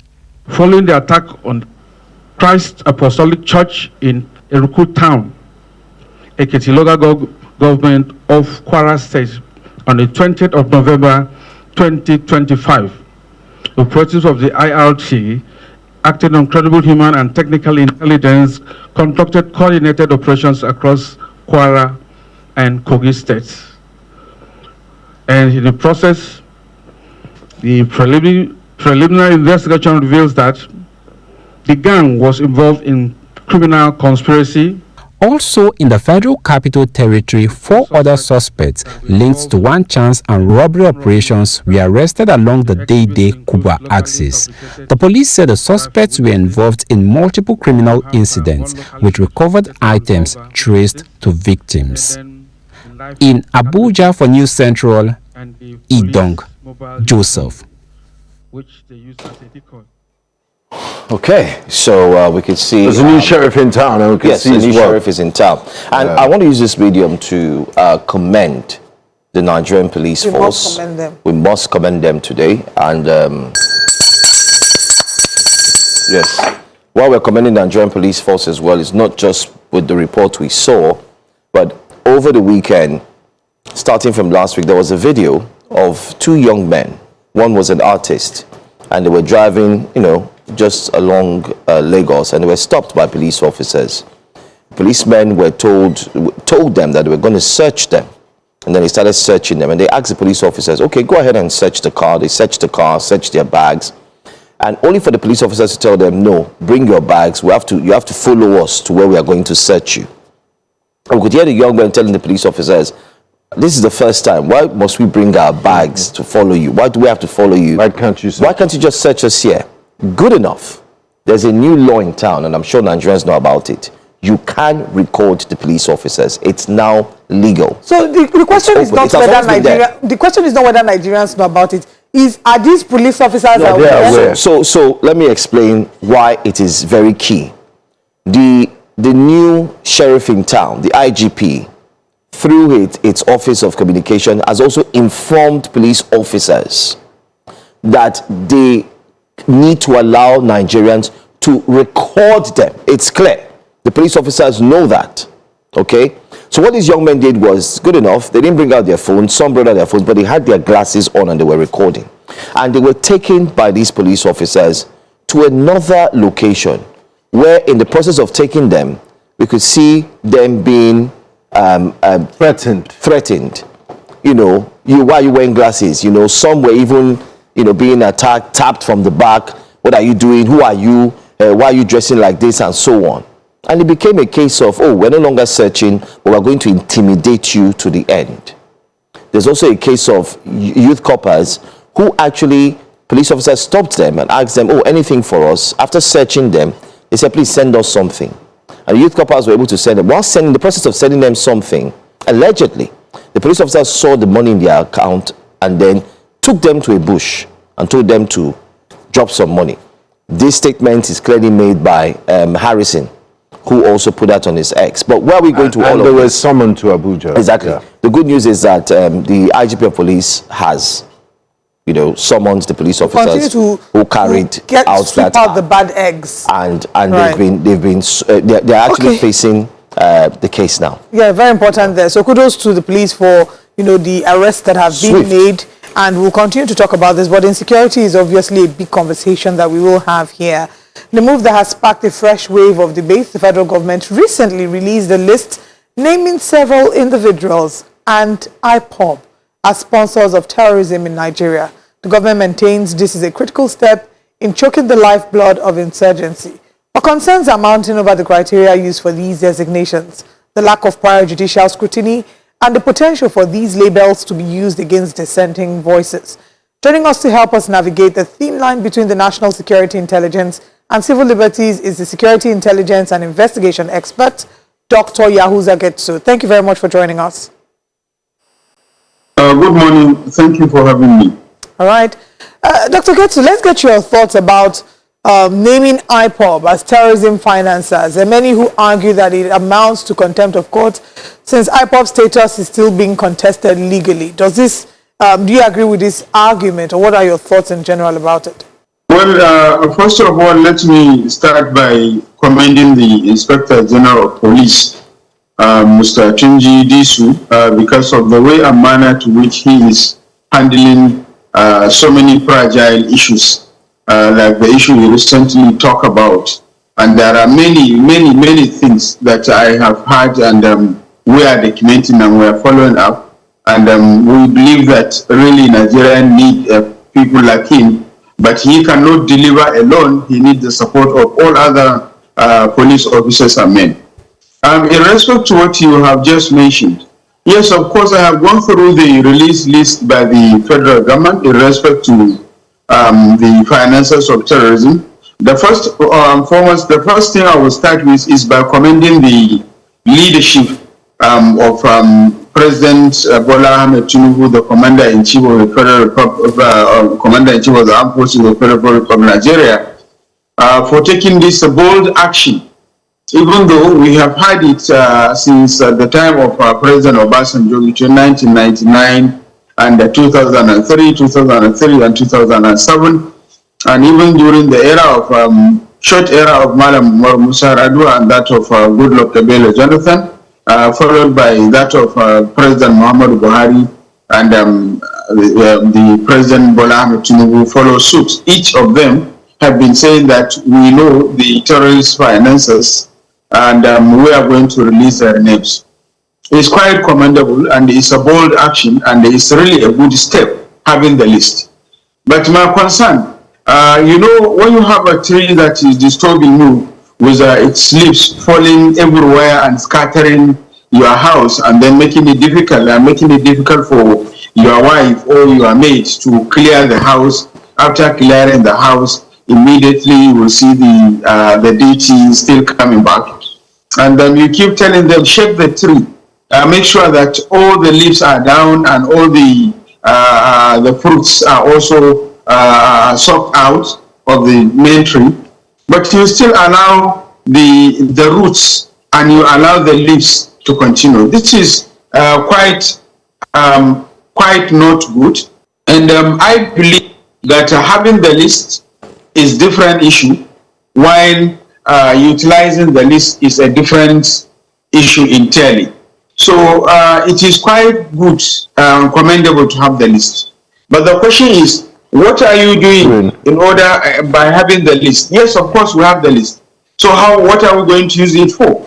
And then I am surprised that among all the list, we have only Tukur Mamu and then the guy from IPO who is not in the country that are prominent. Then it means there must be a prominent other personalities who are backing these guys in the list. Because, you know, for you to prosecute a police constable while the commissioner of police or the assistant commissioner of police or on the position of IG or IGP is committing offenses without you taking necessary measures, I think you are deceiving yourself. So I commend Nigerian government, but what we want to see is we want to see how much efforts can the government do in order to attend to the issue, because that's what matters. Okay. That's Nigerians go to see. Dr. Getso, please just hold your thoughts for a bit. We need to go on a quick commercial break, and when we return, I will touch base with our correspondent in Maiduguri and would also continue to unpack so many issues with regards to this terrorism list that was provided by the Nigerian authorities. Do stay with us. We'll be right back after this break. Welcome back to Breakfast Central. We still have Dr. Yahuza Getso, security analyst, discussing the current security situation in the country and also the government releasing a list of terrorism financiers. Dr. Getso, yesterday the Minister for Defense, General C.G. Musa, did justify the Gili market bombing, stating that anyone who trades with a terrorist will be treated as a terrorist. He says, and I quote, "Our new strategy is a friend of a thief is a thief. Anybody who's doing any trading or providing support to them, we will find you together and we will deal with you like bandits and like terrorists." Does this statement signify a marked difference in our approach to terrorism and dealing with it heads on? Well, I think it's really aligned with reality and an opportunity to allow also sensitize and carry everybody along. Like I keep saying always, that these criminals are living within us. They are together with us. They are not coming from the sky. We know who they are and we know where they are and we know what they mean and we know the danger they have in attending to issues related to the fight insurgency. Yes, of course, the insurgents are part of the communities. The insurgents are members of those communities. And I think there must be a credible intelligence that the Gili corridor and that area of Gubio and Gaidam must have been kind of the Army and the Air Force and the Defense Headquarters, as well as the Minister of Defense and the Minister of Defense, General Christopher Musa, retired, must have an exact backup for them to have argued. You remember, it happens in many parts of the country, in Niger, in Kaduna, in Zamfara, and even in Borno sometimes. But the Defense Headquarters and the Minister of Defense publicly pronounced an apology, passed an apology, a national apology and national condolence to the general public and to the government and people of Nigeria. But in this case, as you see, the Minister of Defense have taken a decisive position for justifying why it happens, and then the Nigerian Air Force or whatever the other relevant authorities have made making effort to justify why it happens. So which means there must be a justification. And it is now necessary for all Nigerians to believe on what I have been advocating, that all hands must be on deck. Fighting insurgency, fighting criminality, fighting the Boko Haram, ISWAP, and bandits, kidnappers is not the responsibility of defense Minister of Defense alone, or Defense Headquarters, or the Army, Air Force, Navy, or any military and other paramilitary. has to be a responsibility of all, that we must have a kind of joining hands. That market, there are other markets in northern Nigeria, especially in the northwestern part of the country, that have been quietly and silently feeding the bandits and kidnappers and ISWAP with arms in the areas, in the states where people are assuming that the states are peaceful and are not really having any problem. Okay. So I think it's high time for each and every Nigerian to sit up to his responsibility and understand. And the people of Jili, and that of Gaidam, Gubio in Borno and Gaidam in Yobe State, must understand that those guys who have been flying that area in between one place and another, they have been cultivating and planting and cultivating matters related to armed proliferation, training and retraining, movement of illegal things, and so on and so forth. The traditional religious leaders and all other philanthropists in that area must sit up to their responsibility and deal with the situation decisively. Okay. If at all, the Nigerian Air Force or Nigerian Army or Nigerian Defense or the Minister of Defense have not really been apologizing to us. Now, as they defended themselves and they provide a reason, we must reason with them. Okay. All right, Dr. Getsu. You're quite the media for taking that position. Okay. I mean, there's a big question everyone is asking. The names on that list, they looked pretty much like names that were just put together and put out on social media. Many were wondering, is that how you release the names of terrorist financiers? Shouldn't it be put in more different contexts for clarity, also understanding details, where they come from, details and so on? But rather just look like they're just names that were, bandied. But we'll come to that. Just hang on as we crisscross to our correspondent who is in Borno State right now, Kirawa Umaru. Umaru Kirawa joins us this morning. Umaru, good morning. It's a beautiful day to be alive, whether we like it or not, and I'm sure residents in Borno State are also looking at that. But currently, can you share with us what the latest update is, especially with the issue that happened in Jiji?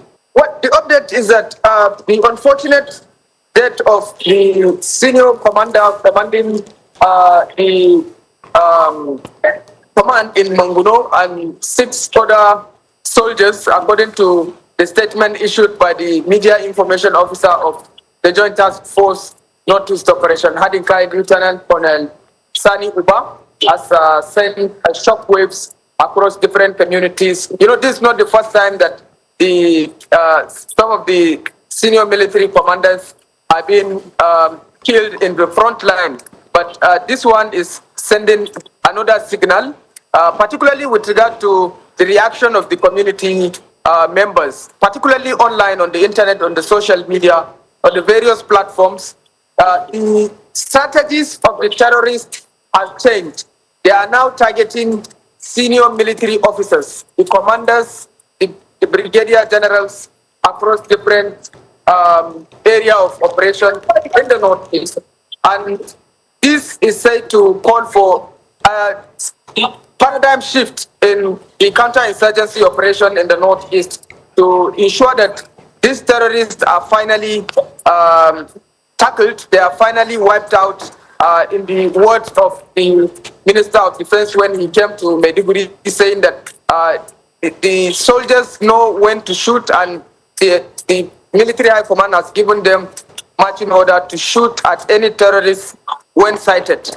And this also calls for a renewed effort in terms of patrols, in terms of intelligence, in terms of going after the insurgents, those that are marauding in the Lake Chad and the Mandara Mountains, as well as different communities in the Lake Chad, to ensure that they are being dealt with, because they are hiding, and the military forces are guarding the communities, and those terrorists storm on them and attack them. And after the attack, sometimes they plant IEDs.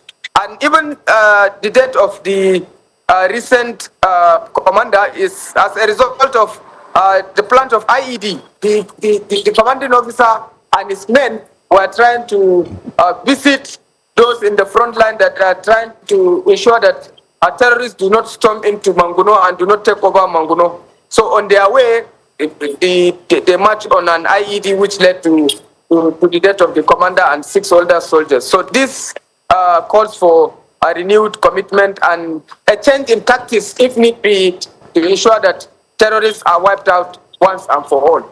All right. Yeah. Thank you so much, Omar Kirawa, for that report. And we'll look forward to hear from you again at this time. Let's see what will come out from the Ministry of Defense as well. Well, thanks for your time.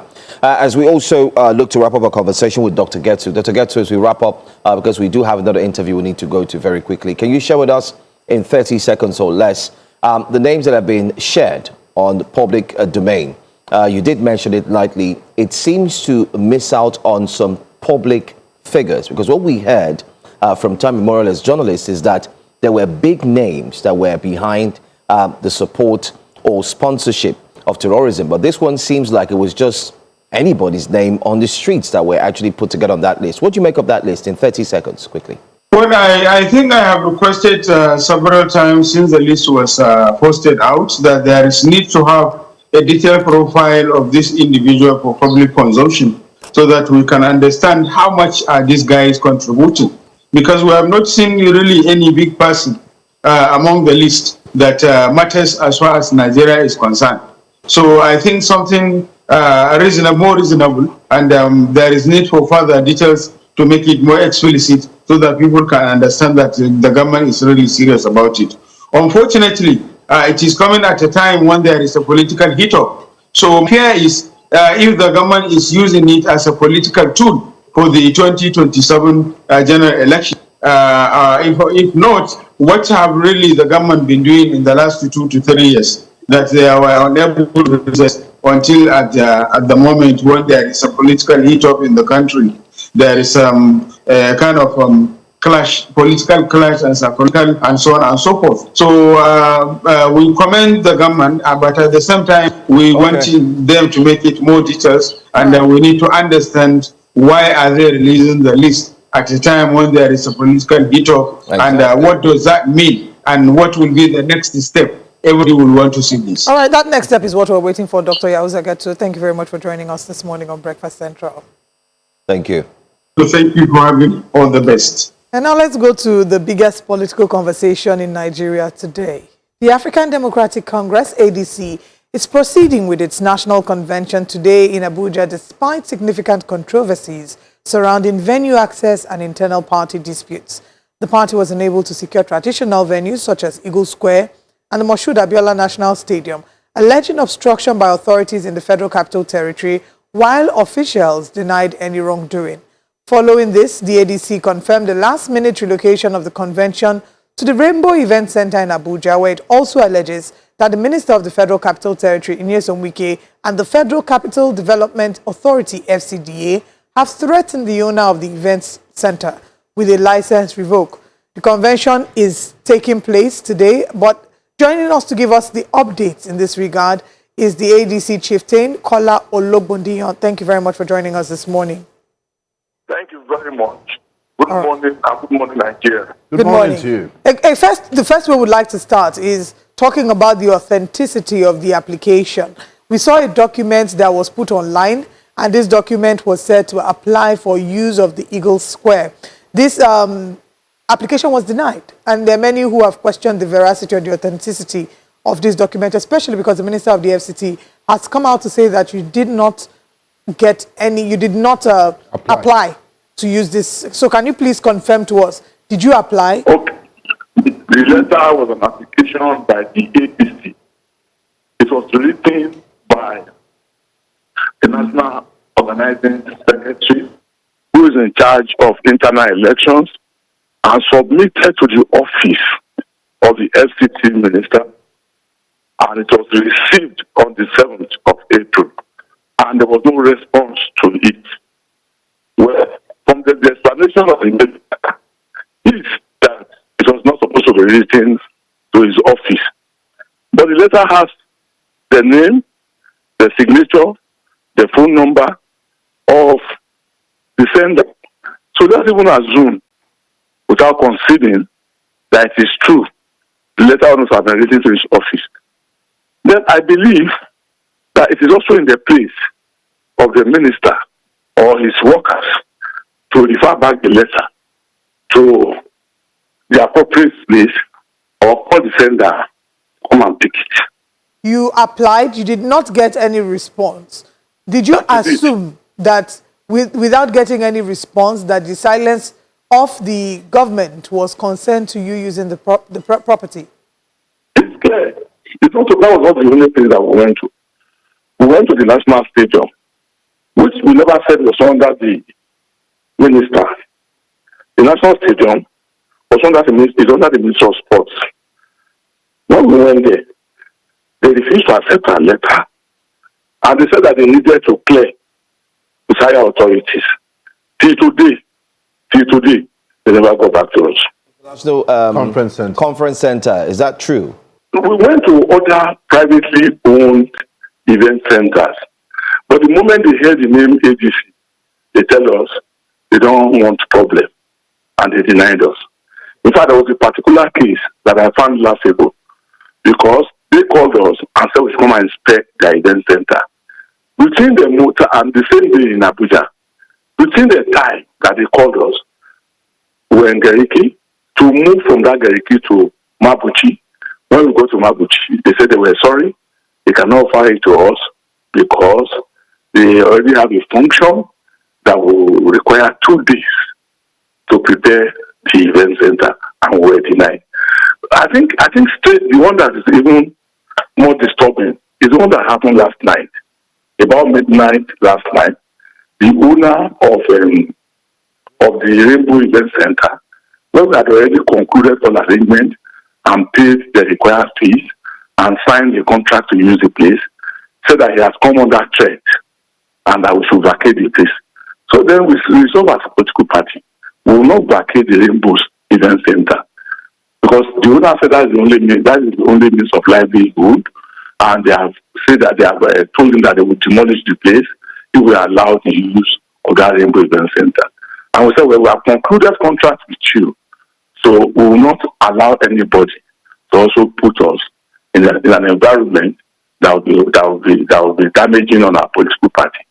But be that as it may, the venue that we gave in the notice that we sent to INEC for the convention was Abuja.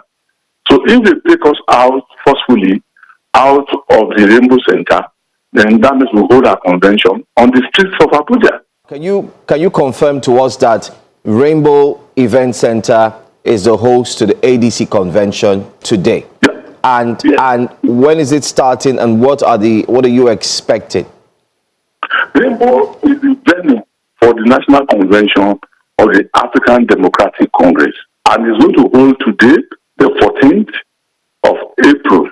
And as I speak to you, accreditation has started at the event center. Say that you shouldn't go ahead with your convention, but the ADC is going ahead with this convention. Are you not at risk of ending up like the PDP group or faction that held its convention in Ibadan?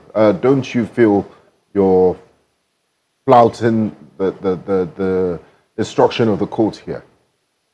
There is no flouting of the instruction of the court. What is before the court is the leadership of the party. That's what is before the court. But Anafi is saying that he's a chairman. And we are saying that you are not a chairman because your ESCO was dissolved to allow and enable the diplomatic leadership to come in. So you cannot claim to still be a chairman. This is what before the court. There's no order in the court or from the court that says that ADC cannot hold a convention. We don't have that order. Just to also mention, you say the convention is happening today. Before now, the ADC has complained about it being sabotaged, and its meetings in different parts of the country, in Lagos here, in Calabar as well, that there have been attempts to physically disrupt the meeting. Do you have such concerns for today? The issue of sabotage against the African Democratic Congress is known to every Nigerian. And that is what is even helping the party to attract more members. You will recall that the moment INEC declared that, it has removed the leadership of the ADC. Registration jumped to including no fewer than 500 Nigerians. And since then, people are thronging into the African Democratic Congress. So as much as they want to sabotage the ADC, the more that Nigerians are moving into the party. Okay. Okay. No, so just to add to that, you say the more they sabotage, the more that Nigerians are moving to the party. So you're not worried about what you think, what may potentially happen. This is not trying to preempt. I'm only asking this because of the previous complaints the ADC has made in terms of physical disruption, attempts to physically disrupt. And if I'm going by what you've said in terms of how there's been some sort of plan to not allow your convention to hold with all the different people turning you down, so you're not worried that these powers that be would physically disrupt your convention today? We are not worried because we know that Nigerians are with us. And the people of Nigeria are aligning with the ADC. So the more harm they put on our way, the more attraction the ADC becomes to Nigerians. Or the more attractive the ADC becomes to Nigerians. There were also rumors that, some of the political figures in the ADC were on ground overnight to ensure that setup was done. And we also saw some things. I'm coming so that we can get clarity on that. I also saw some things that during the setup, you did have some men in security outfits who came and tried to oust everyone from the venue. Can you confirm this? There were members and leaders of the party who slept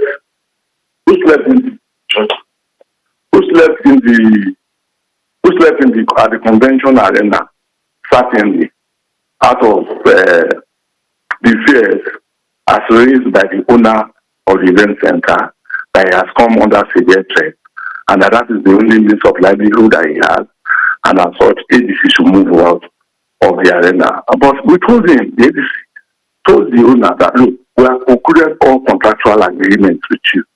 The event is at daybreak, so we can't move to anywhere. But with that as it may, the convention is going on, and the accreditation has commenced at the Rainbow Event Center, and it will continue. Mr. Ologbodiyan, just before we let you go, today's decision day for the ADC on different fronts. There's the National Convention, and also the Supreme Court will today hear an appeal filed by former Senate President David Mark against former Deputy National Chairman of the ADC, Nafiu Balagombe, over the leadership of the party. Without preempting the decision of the court, how does the leadership of the party feel? What's the mood like in the ADC with regards to this and your hopes? Well, we are awaiting the decision of the Supreme Court on the matter that was taken by the leadership of the party before it. We are awaiting the decision. The hearing begins today, and we are awaiting the decision of the court. But the appeal that the party is making is that Nigerians must not allow opposition parties to be killed. That's all right. Thank you very much, Mr. Ologbodiyan, for joining us. We wish the ADC all the best. We'll continue to follow up with the outcome of the convention today, and we hope that things go very, very smoothly. Thank you very much for your time. Thank you very much. All right. We now continue with Breakfast Central. We'll bring you breakfast headlines. Benga Aborowa will be bringing us that right after this break.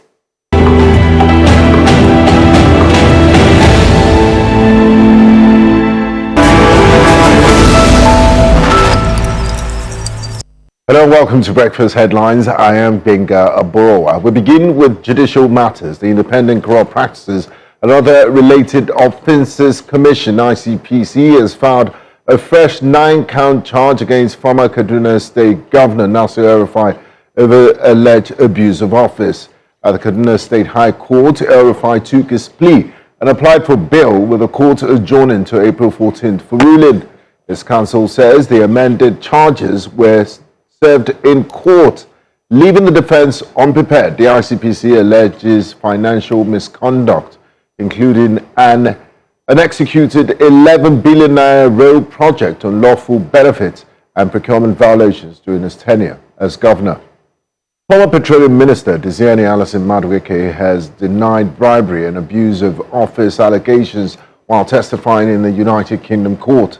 According to a Southwark Crown Court, she insisted she neither requested nor accepted bribes in awarding contracts, maintaining she acted impartially.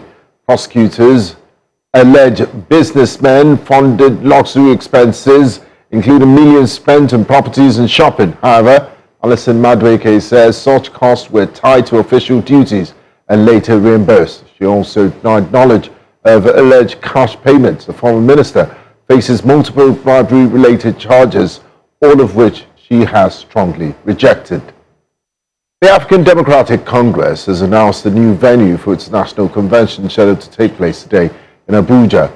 In a statement shared on its official X handle on Monday, the party confirmed that the event will now hold, the convention, will now hold at the Rainbow Event Center located in Garki Area 8. The party explained that the new venue was selected for its central location and accessibility, making it convenient for delegates and stakeholders arriving from across the country. Party officials and also provided specific directions, noting that the center is situated at plot 119-3A off the Southern Parkway in Abuja. The convention is expected to bring together members to discuss party affairs and strategies ahead of upcoming political activities. The federal government of Nigeria has scrapped import duties on electric vehicles, mass transit buses, and manufacturing machinery as part of fresh measures to ease inflation and support economic activities. The directive, approved under President Bola Ahmed Tinubu, reduces tariffs on key goods including passenger vehicles, rice, sugar, palm oil, steel, and ceramics. Officials say the policy aims to lower production costs, improve affordability, and to cushion the impact of rising fuel prices linked to the Middle East crisis. A 90-day transition period from April 1st will allow gradual adjustment as authorities seek to stabilize prices and sustain growth. The Republic of Benin's Electoral Commission, the Senate, has announced provisional results of the presidential election, declaring Romuald Wadagni the winner by a landslide. According to the figures released, Wadagni, alongside running mate Mariam Talata, secured 94.05% of the total valid cost. Okay, we have some breaking news. We'll touch base with our correspondent in Kaduna, Joshua Imarayu, who is speaking live who is covering the ICPC case against former Kaduna State Governor Nasir El-Rufai in Abuja. Now we'll bring you live pictures of the former Kaduna State Governor Nasir El-Rufai arriving at the court, and then we'll talk to our correspondent Joshua Imarayu shortly afterwards.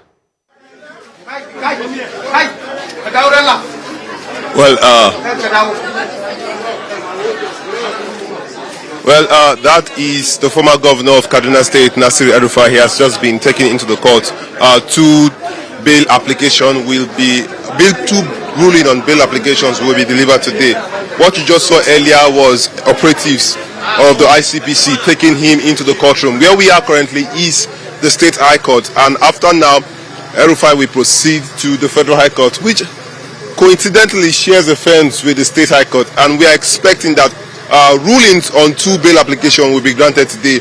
So two rulings, El-Rufai will know his fate if he would be if he will be granted bail or not. So we are here at the State High Court. Just yesterday he was arraigned, and the ICPC amended the charges, dropping one of his co-defendants, with he only being the one currently standing trial over allegations of intent to commit fraud, abuse of office, and conferring undue advantage. When he is done from this court today, he will proceed to the Federal High Court to see if the Federal High Court will grant him the bail he requested. Earlier on during this week, we got wind of the information that the defendant in this case, Nasir El-Rufai, is beginning to be uncomfortable with the proceedings over there at the Federal High Court, which is being conducted by Justice Aikawa. Earlier we caught wind of the information that he has written to the Chief Judge of the Federal High Court, citing his discontentment, or perhaps him not being comfortable with the proceedings in that court. So today we'll get the full gist of if he's moving with the case in that court, and to see if this court where we are, which is the State High Court in Kaduna, will grant him bail. Over to you, Joe. Thank you very much, Joshua Emerai. Of course, we'll touch base with you in our subsequent programming and news bulletin. Thanks for the update. And this concludes Breakfast Headlines. Breakfast Central continues shortly. I am Benga Aborowa.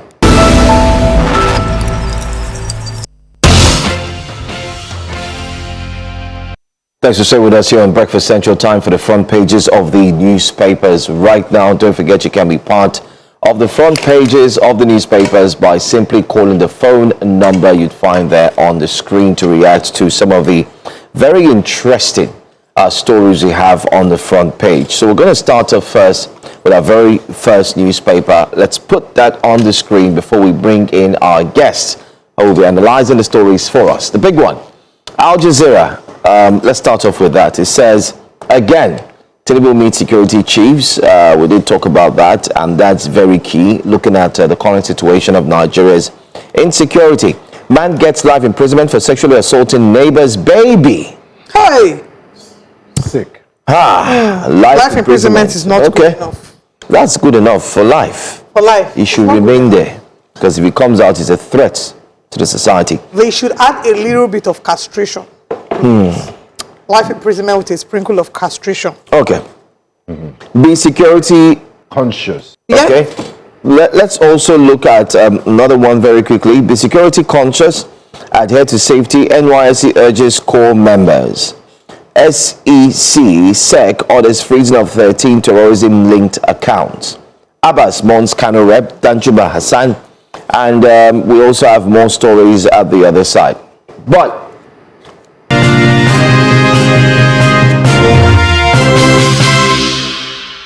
Benin Republic has a president-elect. The country's National Electoral Commission, SENA, has proclaimed provisional results from Sunday's presidential election, and the numbers are decisive. Ruling coalition candidate Romuald Wadani and his running mate, Vice President Mariama Chabi Talata, have won 94.5% against the opposition candidate, Paul Hunkwe, 5.5%. These are provisional results subject to final certification by the Constitutional Court. Our correspondent, Kathleen Undomo, has been at the Collation Center and now joins us. Good morning, Kathleen. The results are in. Take us through the numbers and tell us what the mood is like in Cotonou tonight, this morning, following the announcement. Good morning, Olive. We are in downtown Cotonou, where life has continued after the provisional announcement from SENA. We just left the Collation Center to speak with a few citizens who are carrying on their daily life. The numbers from SENA are remarkable in their scale of 7,897,287 registered voters, 4,640,354 turned out. That's a participation rate of 58.75%.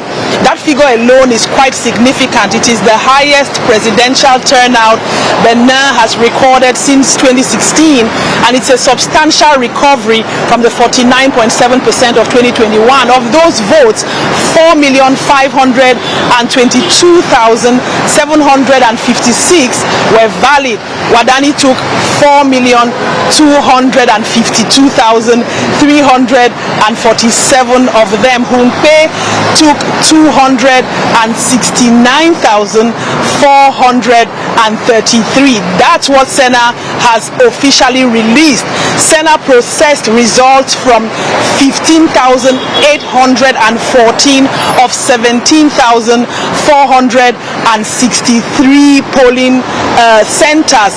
That's a 90.55% processing rate, and they were determined that the margin between the two candidates was mathematically irreversible at that stage, and that is why Senna announced those provisional results. Olive.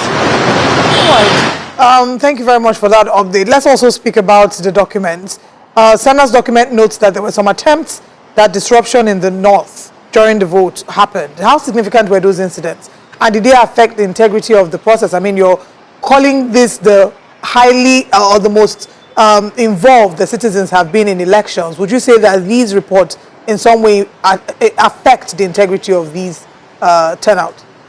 Well, Senna acknowledged in its official decision that they released last night that there were some attempts at disruptions in certain localities, especially in the north of the country, on election day. However, the commission was actually explicit that the responsiveness and professionalism of the defense and security forces contained those attempts and ensured that every citizen was able to exercise their constitutional right to vote freely.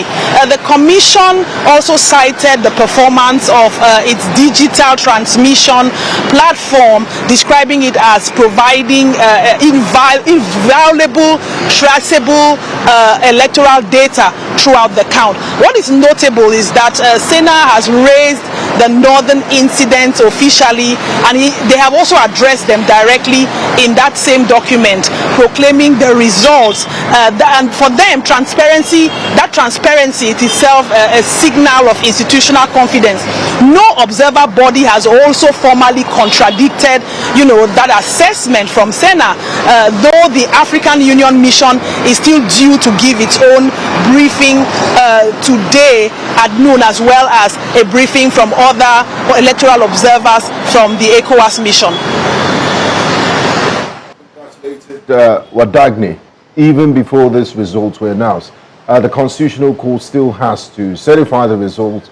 What are the next steps? What does this outcome mean for Beninese and the region at large?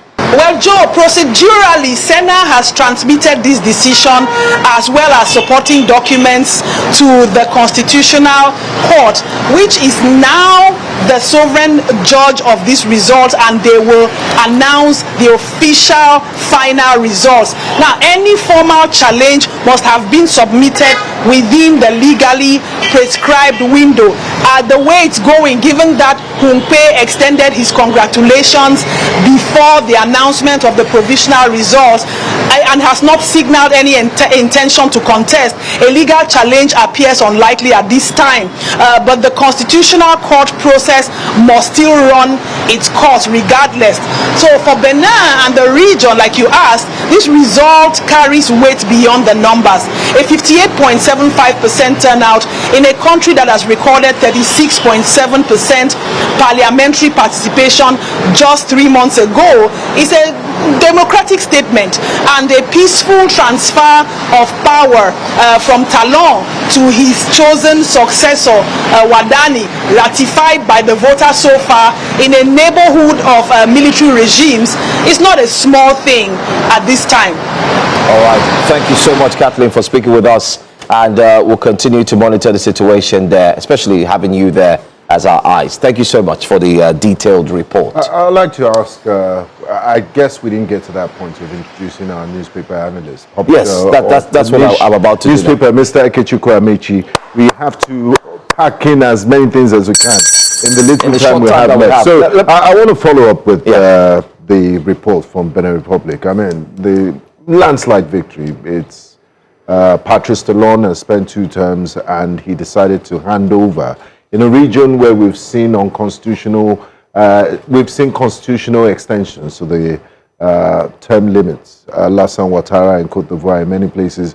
And just this weekend in Djibouti, the Djiboutian president won an unprecedented 6th term in office. He's been in office for the last 27 years, and people will still tell you it's a democracy. So does the Republic of Benin deserve some plaudits for its conduct and the fact that a peaceful transition is taking place, even though he's handing over to his anointed successor?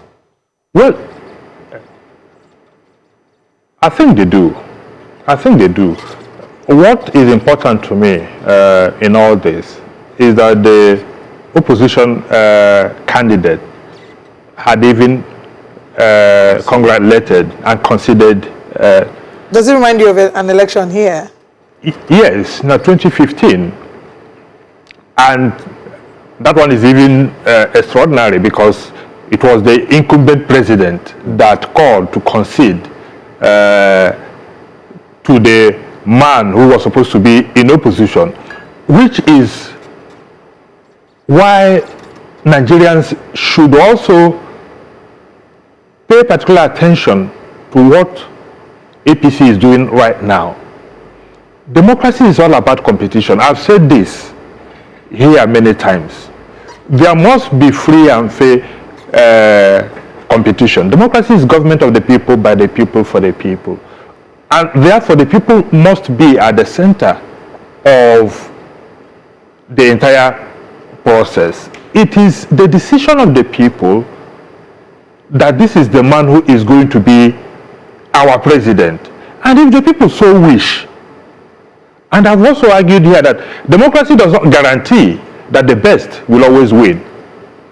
What it should guarantee is that the choice of the people is respected. So if the people, out of whatever reason, make a wrong choice, it also affords them the opportunity.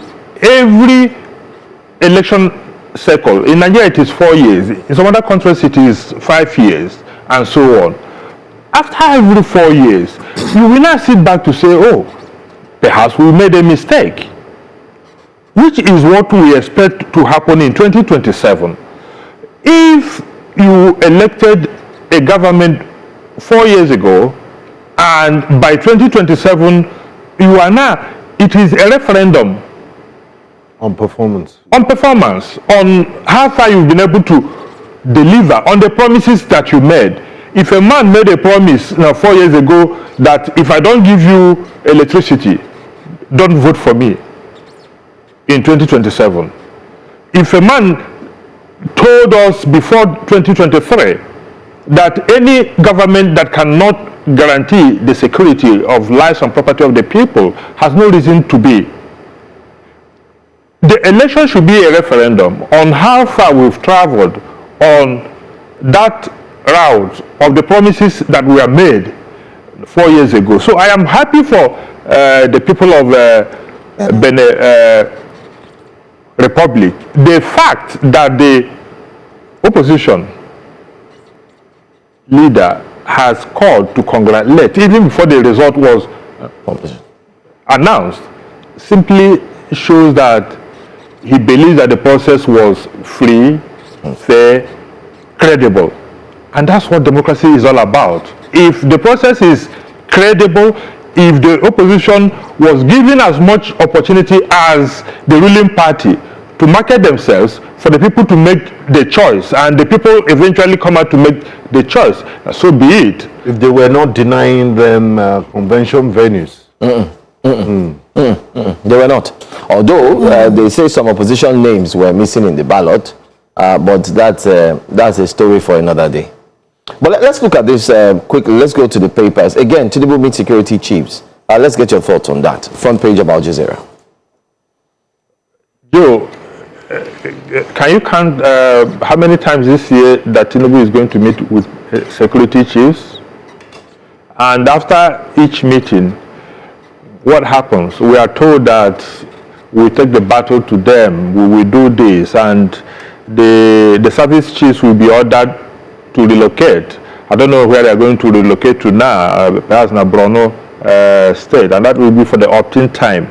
Look, at the risk of being pessimistic, I don't see how doing something the same way over and over again will be expecting to get a different result now from where we are.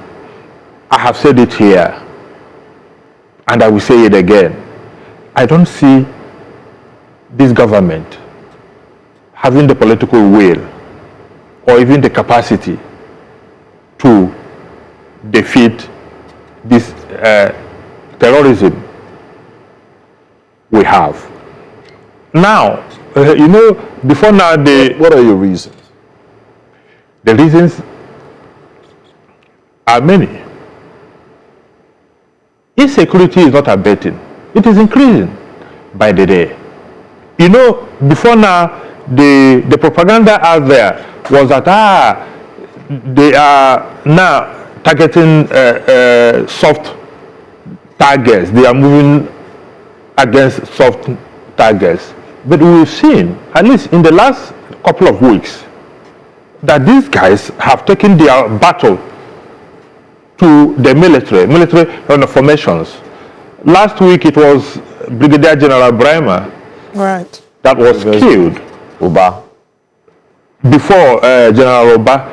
Yesterday, a colonel and 6 soldiers, Colonel Mohammed, and 6 soldiers were killed.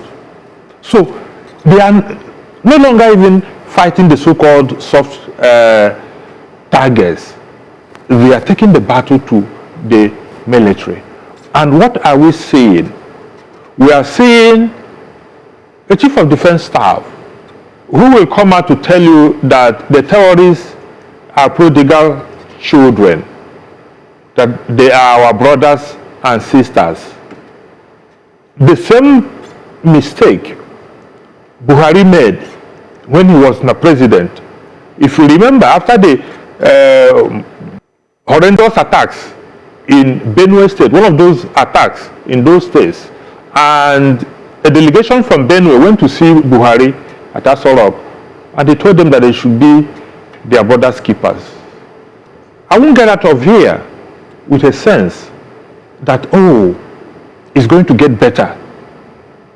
I'm afraid, I'm not the prophet of doom. It's going to get worse. Because these guys are being emboldened every day. Yeah, but Mr. Mechi, next year is an election year. They know, I mean, in the referendum to check if you deserve a second term, they know security will be high up there in terms of priority for Nigerians. I think the government, in its best interest, if it wants to return, would have to do something about insecurity. So I'm not sure the situation will worsen unless they don't have capacity to deal with the insurgents. You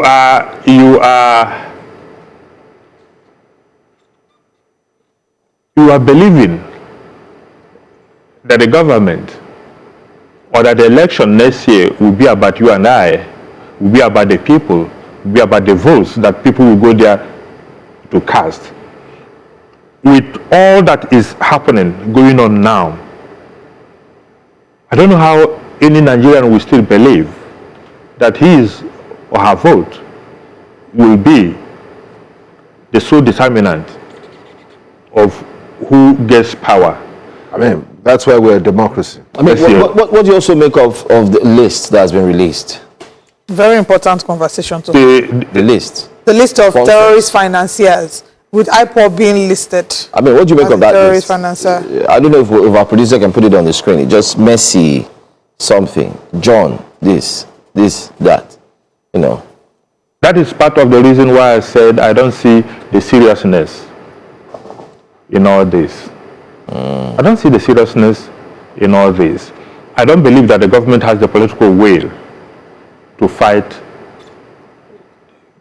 the terrorism as it ought to be fought. And as long as that political will is lacking, look, in any country, Joe, go and read all the literature on the 30-month civil war in this country. You can hardly, on both sides, both the Biafran and the Nigerian side, you can hardly read of any commanding officer, any general. I think I mentioned that yesterday. That was killed in the war front. You can hardly. So that is to say that this is intentional. Now, we are burying generals and we claim we are not in a war, technically, and yet every day our soldiers are being killed. Commanding officers are being killed. So, and you have a government, you have a president who will go on a condolence visit and end up addressing the people, saying the people should be brought to the airport. You have a president who went to Yelwata last year and ended up not even reaching the distance. Instead, students were asked to line up the streets in the rain. In the rain, as if they were receiving something that ought to be a sad incident was turned into a jamboree, a homecoming, as it were, for the president. So you don't, when you play politics with issues of insecurity and terrorism and the mayhem that has overtaken this country, the result is what you get. Okay, let's take a call from Uche, who's calling from Abia State. Good morning, Uche. Thank you very much for calling. Please go ahead with your comment. Hello, Uche. Everybody. Yes, good morning. Please speak up so we can hear you better. The issue of insecurity, personally, I'm seeing it like putting the cart before the horse. Are you hearing me? Yes. Yes, we can. Good. You see, under the last administration, they set up a committee headed by Danjuma on how to, rebuild Northeast. I was asking a question. You have not finished the war. You are rebuilding. Can you people, as a journalist, look into the money? Congo's amount of money they donated for rebuilding Northeast. Where is the money today? Is it all wasted effort? I listened to Ali Ndume, Senator Ali Ndume, on your sister's, television. He was lamenting. The same man was, headed the Committee of Defense in the National Assembly. Consequently, project. Where are the money they are giving to these people that are to war with Boko Haram? And they will tell us on government spaces. At the end of the month, they will receive money. Nigerians are shouting about state police. Look at what this administration, the way they are going on state police. 4 years down the line, that is what they have handed over to the new Inspector General of Police. Why Nigerians are dying? They will tell you politics is local, whereas security is also local. Why can't they, localize, security? Are they enjoying the blood of Nigerians being wasted every now and then on the field? Generals are dying. Lieutenant colonels are dying. Foot soldiers are dying. And people that are supporting the government are still clapping we are winning the war. Which war are we winning? There is sabotage in the military. Serious sabotage. Put me anywhere. There is sabotage. The same way there is sabotage in police. Because whoever that wins the election, he will bring his people. Are you telling me the institution will work in that direction? It will not work. Let them do the needful. God bless you people. Thank you very much, Uche, for your comment. Just to say that we'll take a few more calls. We're gradually getting towards the end of the show. We'll take comments on YouTube as well. So that was the time to go on YouTube and drop your comments about any of the stories that we're taking. I mean, you were speaking, just like Uche has said, about, and that's the big story on the front page of This Nigeria. It says, how IED killed CEO, 6 others in Mongono. This is by the Army. Military hails fallen officers' courage, selfless service, plans to intensify training for operational effectiveness and battlefield readiness. It's really sad. I feel for our officers and men. Just to add to that, in the last attack, where we also had the high-ranking official killed, part of the president's response to it after commiserating with the military is saying that the terrorists are now desperate, that this is a desperate attempt, what they're doing. So it's almost like, now he didn't use this analogy, I'm using this analogy, of when you stone cockroach with slippers, you know it's going to die, but that, lasts the few minutes of its display and, it's writhing under the pain. Do you believe that this is just a desperate effort because they're being backed up against the wall? How can it be? That was the point I made earlier. Before now, the propaganda was that soft targets because they have been pushed so hard. But how can you claim that the people who are bringing the war to you, because this is what they are doing, they are bringing the war to us. These people are not in retreat, as it were. These are people who are bringing the war to you, people who are telling you what can you do. To your forward operation basis. People who are now operating with drones, armed drones. People who have so much money to buy sophisticated weapons. All the millions and billions Nigerians are paying, including the government, as ransom. Have we asked ourselves, what do they do with all the money? Where is the money going to? These are funds that are being channeled into the purchase of arms by terrorists. So this is not the dying kicks of a horse. These are people who are saying, bring it on. Bring it on. It is sad that even one soldier, whether officer or ordinary soldier, when one soldier is killed trying to defend the territorial integrity and the sovereignty of the Nigerian nation, every Nigerian should be mournful. Every Nigerian should be sad about it. But we have seen a situation where these people are almost on their own. Right.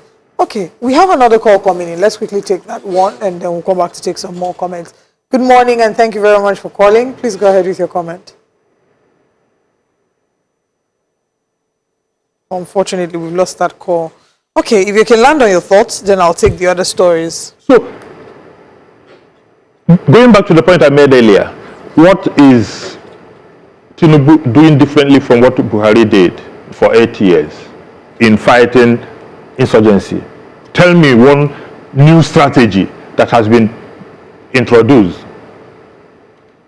Well, the Americans are here. The Americans were here when President Buhari was in office. So maybe that has changed the dimension. They have their MQ-9 Raptor drones, and they have about 200 boots on the ground. So what the Americans are busy doing is to give travel advice to their citizens, not to leave, To leave and to not go to 23 out of So what's the point of having those 200 plus Americans boots on the ground? Ask those who brought them in. Okay, still on the front page of this Nigeria, ICPC court schedules El-Rufai bail hearing for today. We did share with you the clips of that when our correspondent is live in the court grounds, in the court premises to bring updates. And we saw him when he was getting into court, yes. And so we'll be bringing you updates. And he did say that when it's done with the state high court, he would just cross the fence to the federal high court, and they will hear his bail application. So right. we look forward to seeing how that goes. Be security conscious, NYC urges core members. We hope that NYC is also making provisions to protect its core members as well. Tinubu service chiefs, security heads meet in Aso Villa over rising threats, Borno airstrike. Financial experts urge federal government to invest crude oil gains as palliatives. You see the word palliative? I don't like that word. I don't like that word. Anytime I hear it, I see rice and indomie. Rice. Once we hear palliatives, people just shut down because it's like another avenue for some people to steal money. To loot the economy. Okay, now let's go to the Daily Trust and talk about the big story there. I'll run through it as quickly as I can and then we'll focus on the big story. Tariff cut on vehicles rise could weaken local production experts. Court rule on El-Rufai's bail application today. Daily Trust apologizes over wrong use of pictures. Forgive me. Again, that's big of them. That's they very put it on the front page. Yes, very important. When you make a mistake, it's okay to come out and say, I should have done better. It's something the niche can do. It's just that niche doesn't make mistakes. Come on now. Again, commander soldiers killed in Boko Haram ambush. ACO leaders visit Gombe governor. Declare support for Tinubu's second term. Back Yamautu Deba Senate aspiration. So while they are visiting, anyway, we'll talk about that one later. But against odds, ADC holds convention today. What are your thoughts about the expectations for how things will turn out for the ADC? I think for the first time in a long while, this is one action taken by the opposition that I am so happy about. The ADC is right to have its convention, which has been scheduled long before now, and for which they also notified INEC, which is part of the process before Professor Joash Amopisa, the INEC chairman, started his shenanigans. Because that's what I call it. You don't do what he is doing as the umpire. It's like the referee in a football match going in to be the 12th team member. Let ADC have his convention. And it is also very, very sad that the same template that we've come to associate with some characters in the Tinubu government are doing the same thing over and over again, denying a political party public spaces to hold their convention. APC, some days back, shut down entire Abuja, used Eagle Square, and closed the adjoining roads and all that, and in fact gave some civil servants public holiday because they could not access their offices. And they were all over the place, prancing. Now, the opposition political party, and you saw the minister, the FCT minister, on television yesterday, saying that his office did not get any application from ADC.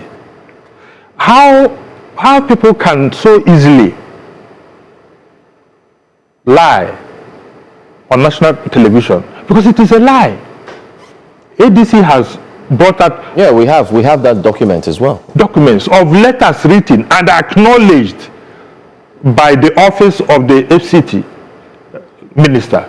So how somebody could come and lie to Nigerians, it tells you much about the characters we have in government. And Joe, does it surprise anybody? I will say no. In 2023, this same Wike refused the opposition groups in Rivers State to use public facilities for their meetings, for their everything. So it is the same template that he has taken to Abuja. And he has why do we have a system that allows this violation of people's rights and subjugation of the rule of law? Why can't he be challenged? In America, we see that once the president tries to do things that are beyond the Constitution, their immediate checks, their guardrails is immediately taken to court. The Supreme Court intervenes, like trying to take away birthright citizenship. But in Nigeria, we allow these guys get away with it, almost like a free pass. Okay, you're not going to use this venue. Sorry, we'll look for a private venue, and then because the institutions have been weakened. What we have is the reign of strong men, and not institutions. Institutions. The America you're talking about is because you have institutions you can go to. Is it the judiciary you go to? The same judges that Wike is building quarters for in Abuja, and you expect in good conscience that you're going to get any judgment that will offend his sensibilities. The same executive that is busy buying luxury cars for judges, or is it the National Assembly? Technically, what we have in Nigeria is only one arm of government, and that's the executive. You know, the judiciary and the National Assembly, if you ask me, are mere parastatals in the presidency. We have 1 minute at the end of the show. We're almost out of time. But one of our audience members, our virtual audience, Ayodele Jayola, believes that you're speaking like an ADC member. You're an ADC member. He says you're not neutral. You're talking as an ADC member. What? Well, of course, that's what they always say. But the issue is that, ask Ayodele what I have said now. In the last 20 to 30 minutes that I've been speaking, that is not true. Ask him. If he tells you anything that I said that is not true, I will apologize. So look, when these guys come to gaslight you, this country belongs to all of us. It does not belong to any one person, any one group, or any particular interest. Nigeria belongs to all Nigerians. And what we must always ensure is that there's a level playing field. The same level playing field that was made available for them without Jonathan providing a level playing field in 2015, there wouldn't have been an APC, for crying out loud. And you don't go there and you shut the door and you expect that people will not talk, and they know that everybody that raises his voice, you blackmail him. That he's an opposition member. And so what? Even if I am an opposition member, don't I have the right to say, provide a level playing field for everybody? Let Nigerians make the ultimate decision of who governs them. That is what democracy is all about. Remove that, then you can name the system whatever you want to call it, but it is not a democracy. All right, and that's how we wrap today up. Thank you very much, Mr. Amechi, for joining us. Our virtual audience, thank you. It's always a delight to read from you and to see your comments. We'll continue this round tomorrow. By then, we should have updates on how the ADC convention will go, and the subsequent bulletins, including the 12 report, will be showing that. Of course, as I wrap up, I'm wrapping up on a good note for me and for my family, as I say happy birthday once again to my niece, Rema, who shares the same birthday with her dad. So happy birthday to the two. Like they say in Nigeria, the two both of you. That's beautiful. Yeah, I know that. I mean, that's such a beautiful birthday gift, to be born on your dad's birthday. All right. Happy birthday, Rema and Dad. Thank you very much. We'll see you tomorrow. Have a wonderful rest of the day. From us here, it's bye-bye and over to Jasiri. Accurate, thank you. We have closed.